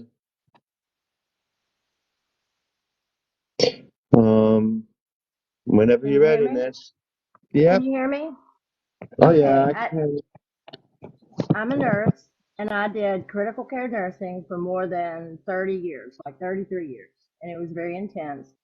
I chose to switch over to hospice nursing with the same hospital, and I've been doing that for 16 years. I have had at least one time a week still for 16 years. I dream that I'm still doing my old job that they forced me to go back to, and it is very intense. It's very real. I feel everything I'm doing, and I'm constantly worrying about my patients that I have now that I can't see because I'm working in the ICU every day. And they just keep telling me, don't worry about it. We've got it all covered. And I beg them and beg them to let me go back. And it occurred to me over this last year that perhaps it was a reality that I stepped out of, and I'm still perhaps somewhere in a parallel life doing that. Hmm.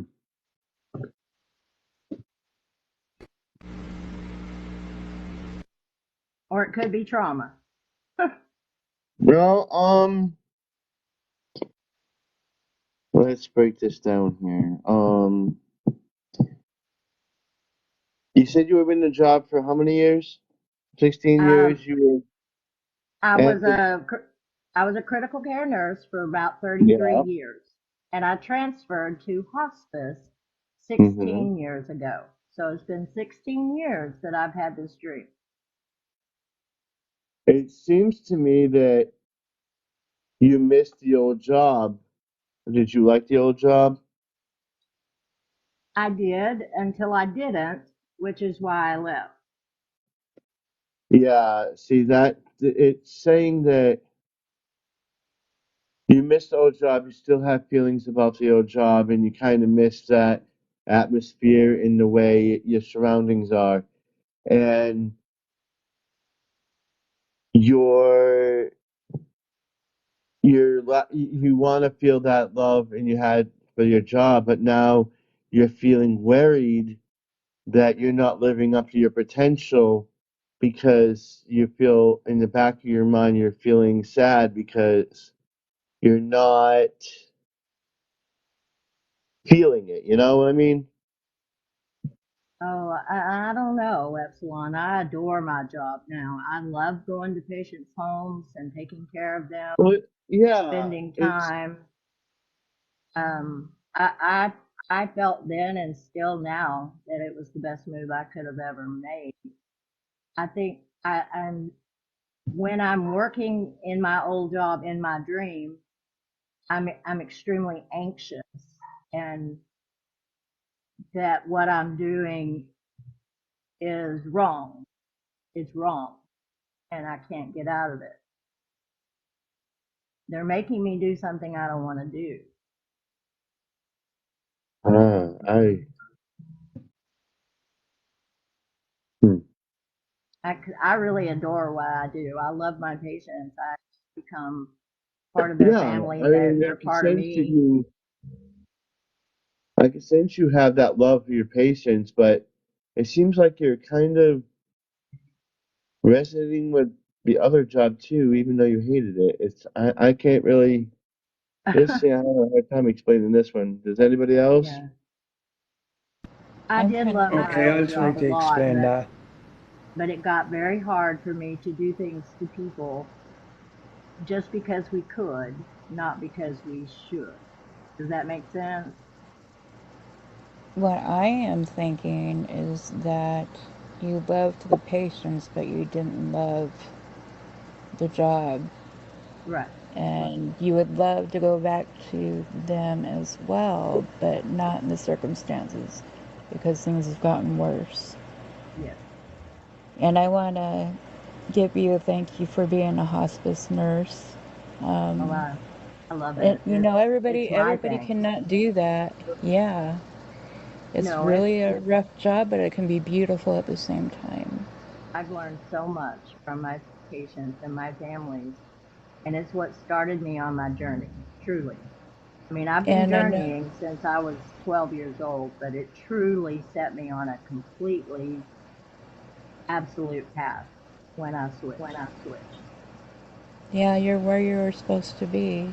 And I thank God for the hospice nurse that was with me and my mother. And it was horrible when she was passing because she had a DNR and I had to hold myself back to not Right. give her CPR. And the hospice nurse came in and said that's normal, and she got me calmed down. And you guys are angels for sure. It is normal to want to hold on, and it is absolute necessary that you have someone with you who understands and can help Yeah. guide you because there is no death. She did not, your mom did not die. She made a transformation and she made it easily because of you, because of the decision that you made. Yeah, it happened in 2019 in Colorado, and we had our worst snowstorm. Oh, wow. And hospice called and said that they weren't going to come out because they couldn't get out and about because the snow was so bad. And I walked in and I told Mom we're not going to have a revolving door today. And I told her I was going to go out and have a cigarette, and when I came back, she was gone. It took that hospice nurse 4 hours to get to my house. Yeah. I've made And some trips like that. yeah, and she really got me in a good place. I'm glad. So, yeah, thank you for what you do. I enjoy But it. what I was saying was that when I'm in by your job, I probably should have said it's the people. You miss being around the people and helping the people the way you Yes, did because you touched them in a different way than you're probably doing now. If yes, that makes any sense, that's what yes. I'm. I miss my team. We had such an Yeah, amazing team for so many years, and we've all made our different ways now, and it would not be possible to go back to what we had. But I do miss those days. yeah, Every because once in a while, you find that good niche, that good group, Mm. and yeah, that's probably right. Is you are missing when it was the good days. Let me put it that way. yeah, I guess I'm that's getting what I meant old. by job. I really didn't. I should have been more elaborate, but yeah, that's kind of what I meant was you missed it, like everybody was saying that you're missing the closeness, the comfort in helping with the people and the Mm. work that you were doing. You love the work that you're doing, but you just like you said, it sounds like you're missing it and you want to relate and get back into that, but you like your job. It's too late. I mean, I'm retired. I only work a couple of days a week now, Yeah, and but the there's dreams. always room to help people. You can help them Yeah. online because Oh, you have I words will. of wisdom, woman. I will continue to visit my as many as I can, the families I stay in touch with, and I do You some could, hands-on healing and things like that. I mean, yeah. I will never stop. But I was just wondering why I had that same dream over and over and over and over and over, 16 years. Was there a specific patient before they passed on said to you, "There's something I need to tell you," because that could be it, and they didn't get to tell you that. A specific Hmm. patient you were helping. That could be the constant dream. You're trying to figure out with that person what that person was trying to say to you, and you forgot that actual event, that actual when it actually happened. A specific person who died before they could actually tell you what they were going to say to you. Hmm. That would be my feeling of that dream. So I should meditate on that and see if I can bring it back. You Yes. should meditate on that, because there is something there. There is someone there what has to give this message out, Hmm. and they didn't have time, and it's that long. It was a message specifically for you, Hmm. It's the same thing with and they didn't. Nightbird. She had the same kind of problem that she, if I remember, it was Nightbird. It's getting kind of late for me. I've been up like feel like 48 hours. But it feels like the same thing as her. She had a parental being there, and it was in a loop. And you're probably reliving the loop from a different point of view, Hmm. right, Yeah, that Peter? would be. Okay. Well, I will keep working on it then and see if I can figure that out. I do have some of my patients that are able to, I do a lot of deconstructing because I live in a very conservative area and people are so frightened of dying. It's very difficult to watch and they have such a hard time letting go. So I spend a lot of time with them spiritually and it's very rewarding to me to see them open up and find those visions before they are able to make that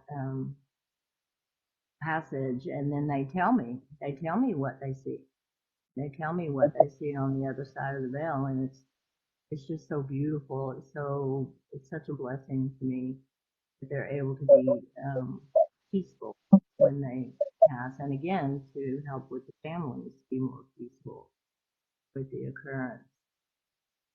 Yeah, it's been a blessing to me, constant people I would have never known, ever. And they're a part of my life forever now. And They'll I do always keep be a in touch part of with a you. They lot. share their energy with you. See, that's Mm, another thing. When the person passes on and you happen to be in that room or in their presence, they give you a piece of them, a piece of their energy, you know, and you take that energy and it's kind of their gift to you. yes. And it's your choice what you want to do with that energy. And if you take that energy and manifest it into a positive thing and you learn from the experience, it'll help you and steer you into the future and how to handle certain situations. But a lot of people taking this as a negative and they shouldn't. No, no, no. It's beautiful. It's absolutely beautiful when they're Ep- able to make that passage and the family finds their peace. Um, there's nothing more beautiful than that.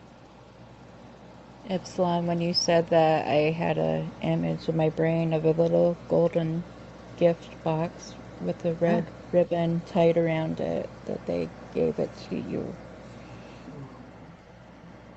And I will And treasure that's, those. to me, whenever an animal passes or a human passes, it's like that. It's their gift and they're giving you a part of them to take with you for the rest of your life. And you use that energy as a positive thing or a negative thing.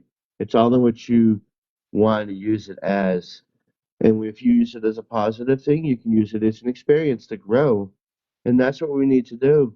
And then when you come across another person that has that same problem, you could possibly alter him and say, hey, I remember I had this friend and then passed on. This is how I can help you. And then you help them and they'll probably learn from the experience and there you go. You keep feeling the seed keeps going on, you know? Mm, okay. Well, I thank you for your help, and your live has been very good tonight. Oh, thank you. Thank you. It was an honor to have you here.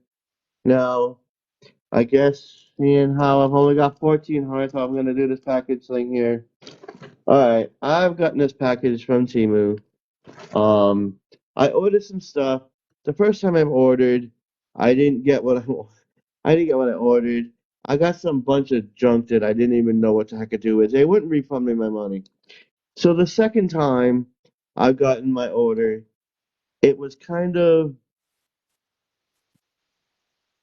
crappy, and it wasn't worth the pot to pee into the window thing it out of. But let's see what this is. And to see, it's from Timo here. Let's see. I don't think there's anything too bad in here. I hope. Because I don't really remember what's in here until I see it. Because, I did a bunch of stuff randomly the other day with the TikTok money because I wanted to up my views here. Well, that's not what I thought, but first thing we hear was, heal yourself tarot card reading cards. They were supposed to be tarot cards. I've never heard of them, but alrighty then. Has anybody else? No? No? Anybody? No. Okay, and this was now,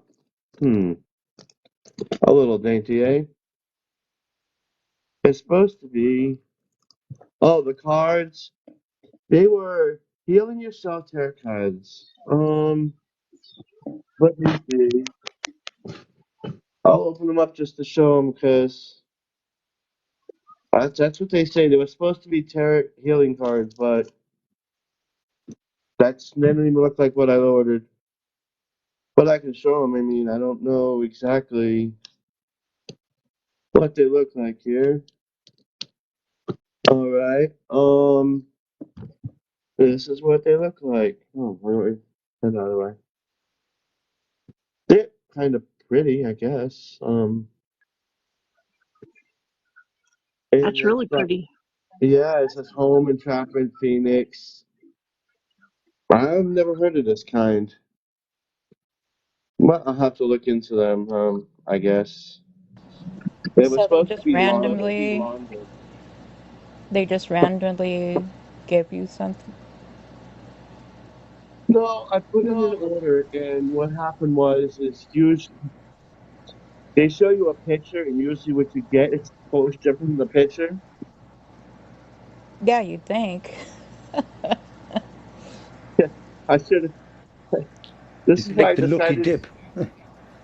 I decided to do this on here for a laugh because it's kind of amusing to a point, and it is kind of frustrating and annoying. But this right here was supposed to be a bigger necklace.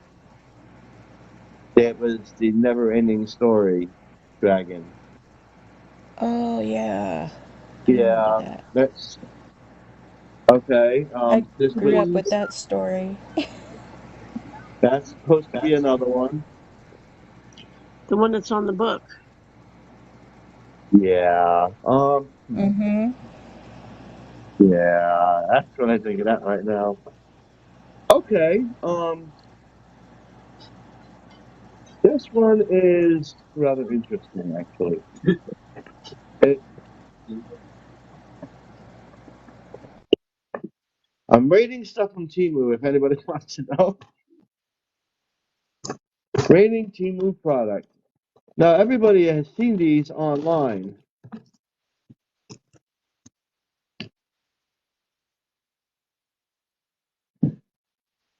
Some of them are made out of metal, Wow, some of them are cute. made out of stuff. This one is a Chinese dragon, I like it. and it's got its own little, where is it? Things to it. Well, was it worth the price? That one, yeah, that possibly was actually. I mean, it wasn't too much 3D for that. printed. Huh? 3D printed. Yeah, that one. Brian just said in the room. Yeah, I got another They package. charge an arm and a leg for them. I don't know what you paid, but they charge an arm and a leg for them. Oh, this one's At least $25 or more. yeah, that was a cheesy.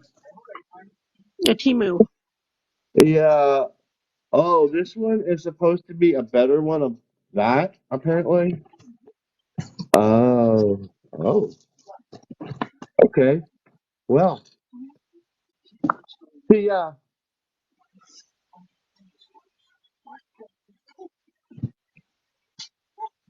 I like the red one better. You know what? I think I do too. I Uh, thought the The same red thing. one's nicer. this was supposed to be gold. I'm getting up. You know. Where's that red one? I ordered another one. It's supposed to come in the package. If they feel kind of light, and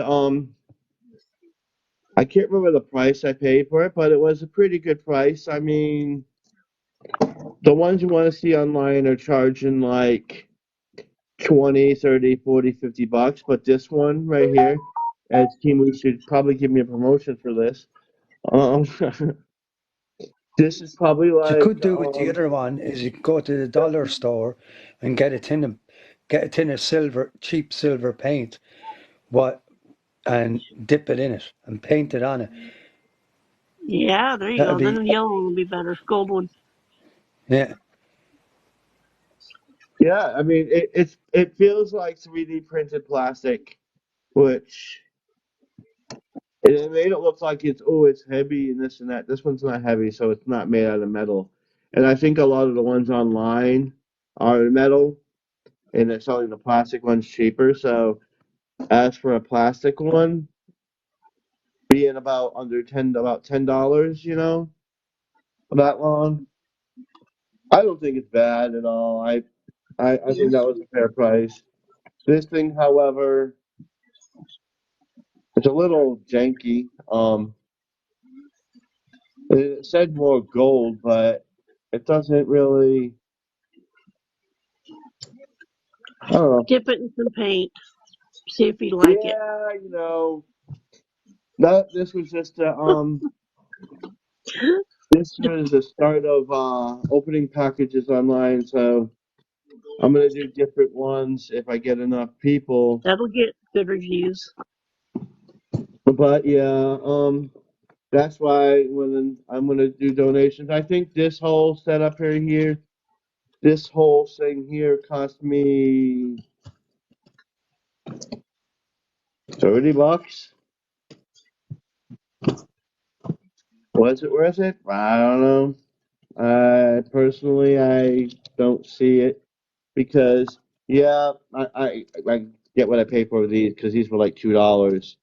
This was supposed to be this one. I'm a little irritated with because when it showed the picture, it looked to me like it would have been bigger. So And you have to look up the readings online.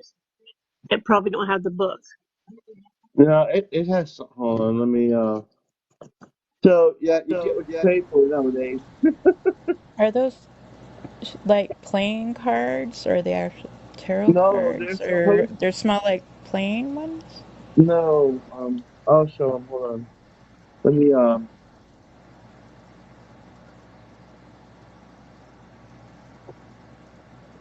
Let me get. Yeah, these things were the most expensive thing out of the whole lot. Honestly, they they say they're healing yourself cards by Ina Siegel, and I don't know. Let's start with this one. You got this here. Wow. You got the back, and you've got let me see any Like ones that look Celtic cool. rune. They look like Celtic rune cards. Yeah. I love that one. That's me. Definitely.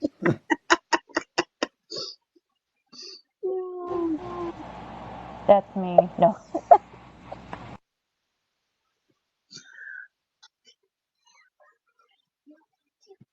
It says um something arts, but I ain't reading that out loud.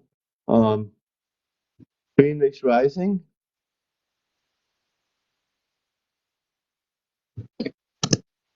I mean the cards look pretty cool, honestly. Unleash your creativeness.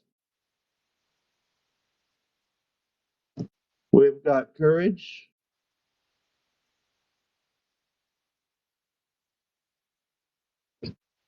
So what does everybody think these things are? Oh, there's love here. I don't know what to do with them. I just did it for a live. I don't honestly know what to do with these things.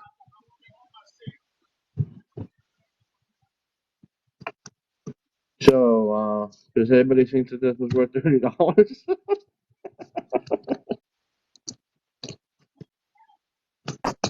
Probably not. Yeah, that's what I'm guessing. I think they're It pretty. ha- it happens to all of us, though. Oh yeah.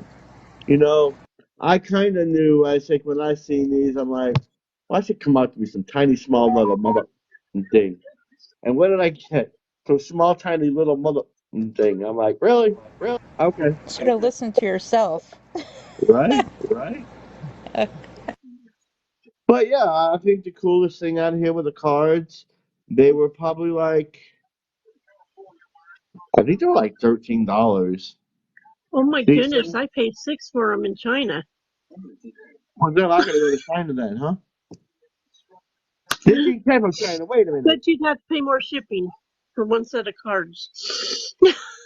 Yeah, right. Um, but yeah, So 13's probably good. there's well, I guess that's it for the show. I don't know. If anybody has It's been a anything good to show. add before we oh, what did I get? I got Let's go over it. A Chinese plastic dragon. He was for $7, but probably like 2 or 3 at the bargain basement store. I got some pretty cool cards actually. They're probably like $13 or so, which they're pretty cool. These necklace here, they'll probably fall apart the minute you look at them. But I knew what it was. What? I knew what it was though when you showed it. Oh Send me yeah. that cup up there, Tyler. And this. The running story cup. Oh, this. This was supposed to be like the really cool thing. This thing cost me $13.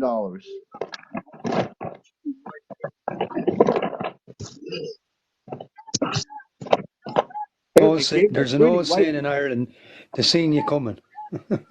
right? And I got a pretty white stand. Ooh.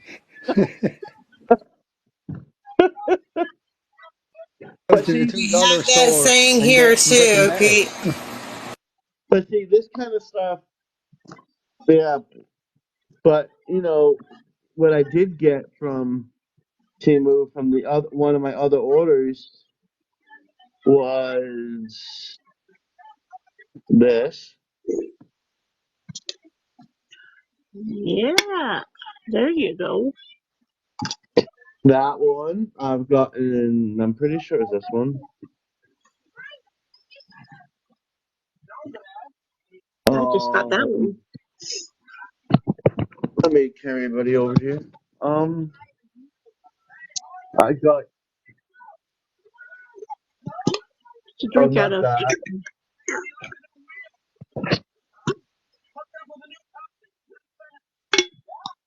Yep. Pretty. Oh. What else did I get? I can't remember. I got a bunch I of. think this is turquoise, Jasper. Oh,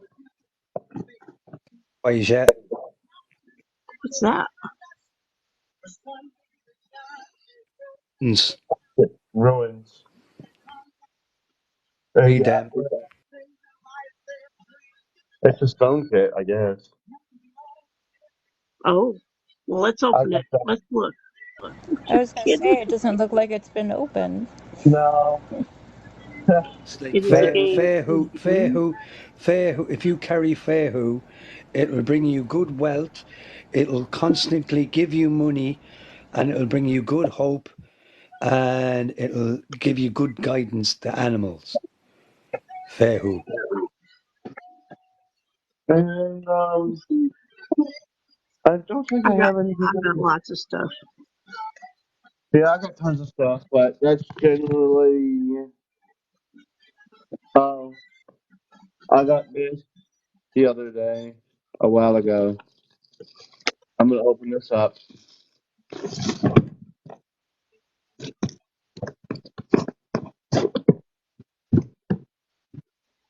Wow. No way. Oh, I love Oh it. my god. And you know It what? must be a puzzle box. Whoa. Hellraiser. I figured out how to open it. Be careful with that damn thing. Right. I got that. Is that Pandora's box? This has a Oh, dragon. television shop. Yeah, That that's was, from the Hellraiser Pinhead movies. yes. Yeah, I've picked up a lot of stuff. Idea. Oh, Pandora's yeah. box for the pinhead. Yeah, be careful, don't open us into a different Good dimension night, there, pal. Dana. Dana Payne. Yeah, I Right. don't want anything coming to me here in this house. Thank you Oh, very much. Jane, we're all here. And I'm sharing about myself here. Remember I said something? Oh, damn, I didn't put that in the box. Oh, crap. Hey, down the rabbit hole. He's down the rabbit hole again. I've I'm seen just him. sharing my stuff. Just the rabbit hole. Um, one of some crap over here. Um, this is where when I met the Palladian outside of my house. This is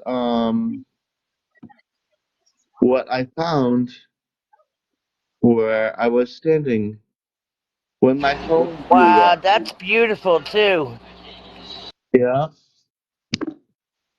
This That's got something going in it. It's really, you can feel that power. and this was right beside it. It looks like lava rock or something. Wow, Epsilon, you have found some beautiful things. Yeah, that was where the Looks like a piece of the Palladium. moon. Yeah, that was. I thought the same thing when I seen it. I was like, oh, now they're leaving gifts of pieces of the moon. But yeah, that's those are the two things that I found. You should get that analyzed. You could be sitting on millions. I don't know, probably. Maybe they handed me Because that case. a piece of the moon in Ireland, a moon rock went for 5.5 grand 5 years ago, and your man came a millionaire overnight. He found it in his back garden. I heard what you Irish do over there. I know about your little kissing stone prank. I know. I've been there. I need to go there. I have to kiss the Blarney Yeah, Stone. That, Yes, yes. the Blarney, the king of the Blarney it's the gift of the gab. So if you kiss it, you talk forever. So Epsilon doesn't need that.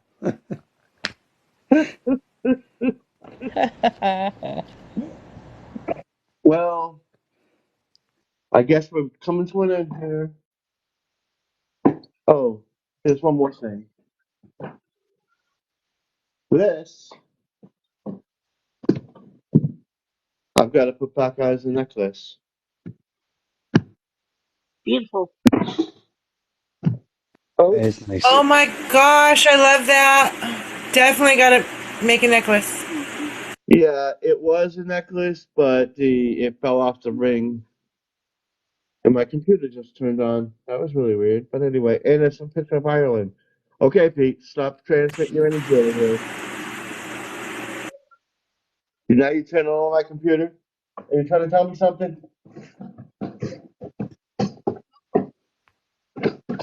Seriously, I'm You'll have looking to at it. wrap it yourself. It'll make it more special to you. Yeah,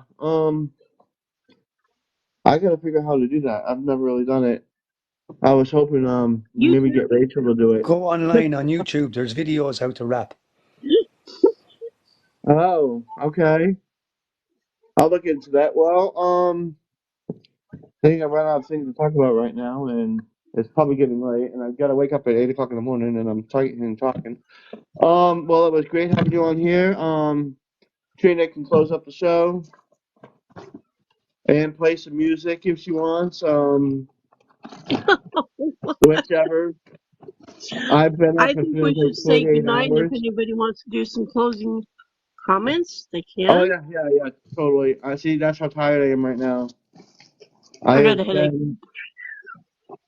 I've been up for like 48 hours again. I have a hard time sleeping when I'm getting downloads. Hopi, do you have any closing comments you want to make? Just say that I love you all. Epsilon, what a great live.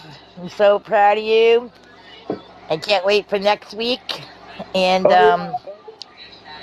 this is like, I'm really glad that you stepped up and did this for us, because this gave us something, to keep us all connected. And I really appreciate it a lot. I was happy to do it. I wanted to show the love and everything. And I wanted to have a little bit of humor, like that package with a freaking complete joke. I love it. Your stones are beautiful, and those things you found are gorgeous. Oh, I'll send you a Especially lot that more gem stuff. one. That was beautiful. That thing had some power in it. And Trina, also, This is love you, real. girl. You got some beautiful stones going on, and you're doing fabulous on these opening stuff on the shows. You're doing really good too. Everybody's coming out. All their wings are growing, and All their magic's coming out. I love it. I just love you all so much, and I hope everybody has a wonderful night, and we'll all see each other again on Tuesday. And that's all I have to say. Love you guys. Love you too, Nightbird. I Anything you would really like to say? enjoyed. I really enjoyed this tonight. Oh my gosh. I just love you all.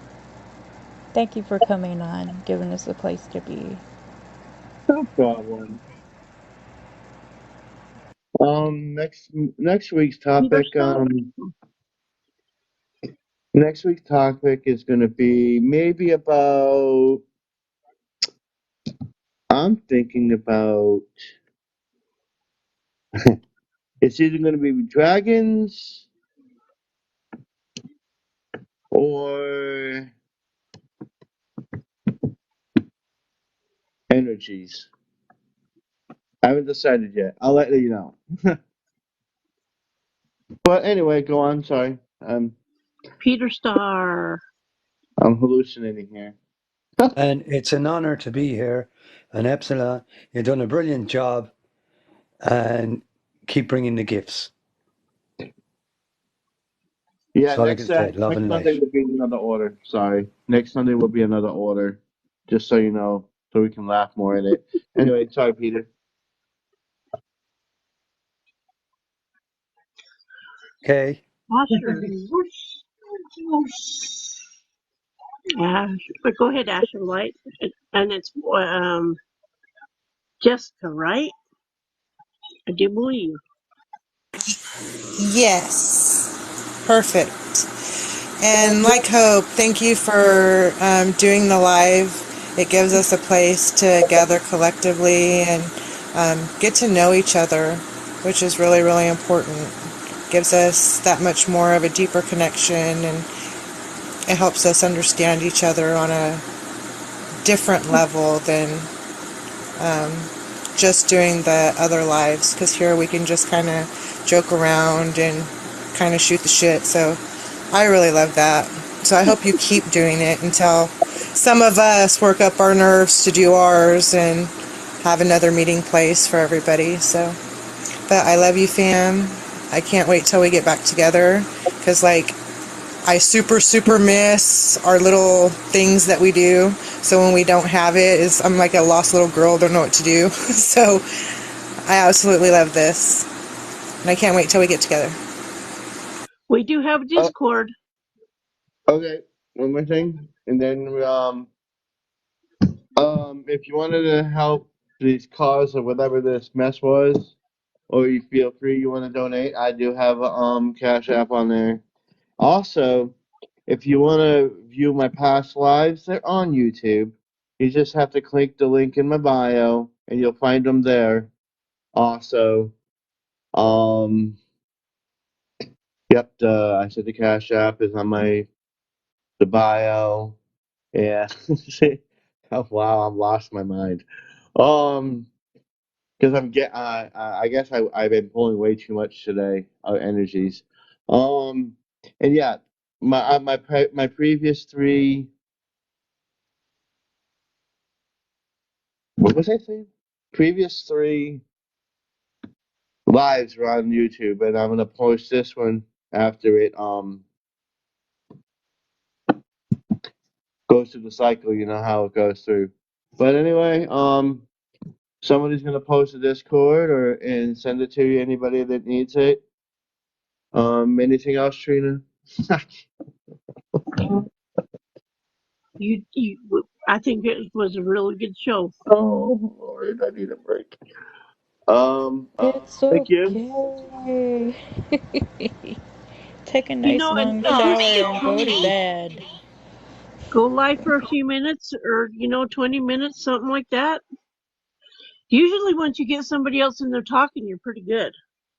I might even go live tomorrow, Huh. Yeah, just for whatever. yeah. Cause see, everybody was pulling me earlier today on the Discord, and then I have real life people asking me questions on what they should do here. I got Discord, and then I come on here and there's other things, and I'm like, okay, yeah, here. pull this here, talk this here, do this here. So I'm like, okay. But yeah, I don't mind helping anybody at any time. If you have questions, you know how to reach me or Nook or Mother Rutherfly. We have the Facebook. You can connect with us there. We got the Discord. You connect with us there. You also I'm have on the Facebook TikTok too. to connect there. What? I'm on Facebook too. Yeah, that's right. You're on there too. I'm See? on Facebook. Are you making the tea? You know, we all should why don't we make a Facebook group and put us all in there too? Yeah, I Because haven't been on I it for a agree. I'm on while. Facebook. We could do that, yeah. yeah, I think that somebody needs to start that because I've been hearing from other people that they didn't want to go on Discord. Why don't we have it on Facebook too? So that's probably Or something we're going to run by a Nook.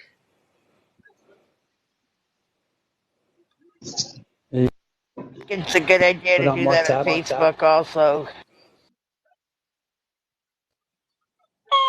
Cock of the Good, morning to hear me. you. What? Who is that? All right. Cock of the morning to you. Ah, Well, Pete, I should have known. all right. It was great having you all here. Have a You're good still for night. the gargle. Oh, for the love of St. Johnny of the Logans. You're squeezing too hard. Tidings and blessings all. Trina, you want to finish it up here? I'm finished. Good night, everybody. Good night. We'll It was see you. wonderful Well, having you I might go here. Night. tomorrow, so watch for me. Cock of the morning to you. Good night, guys. Love you Good all. night. Good night. Right. Good night. See you in Love and Discord. light. All right. Love Nice and to light. everyone. Have a good night. Oh, my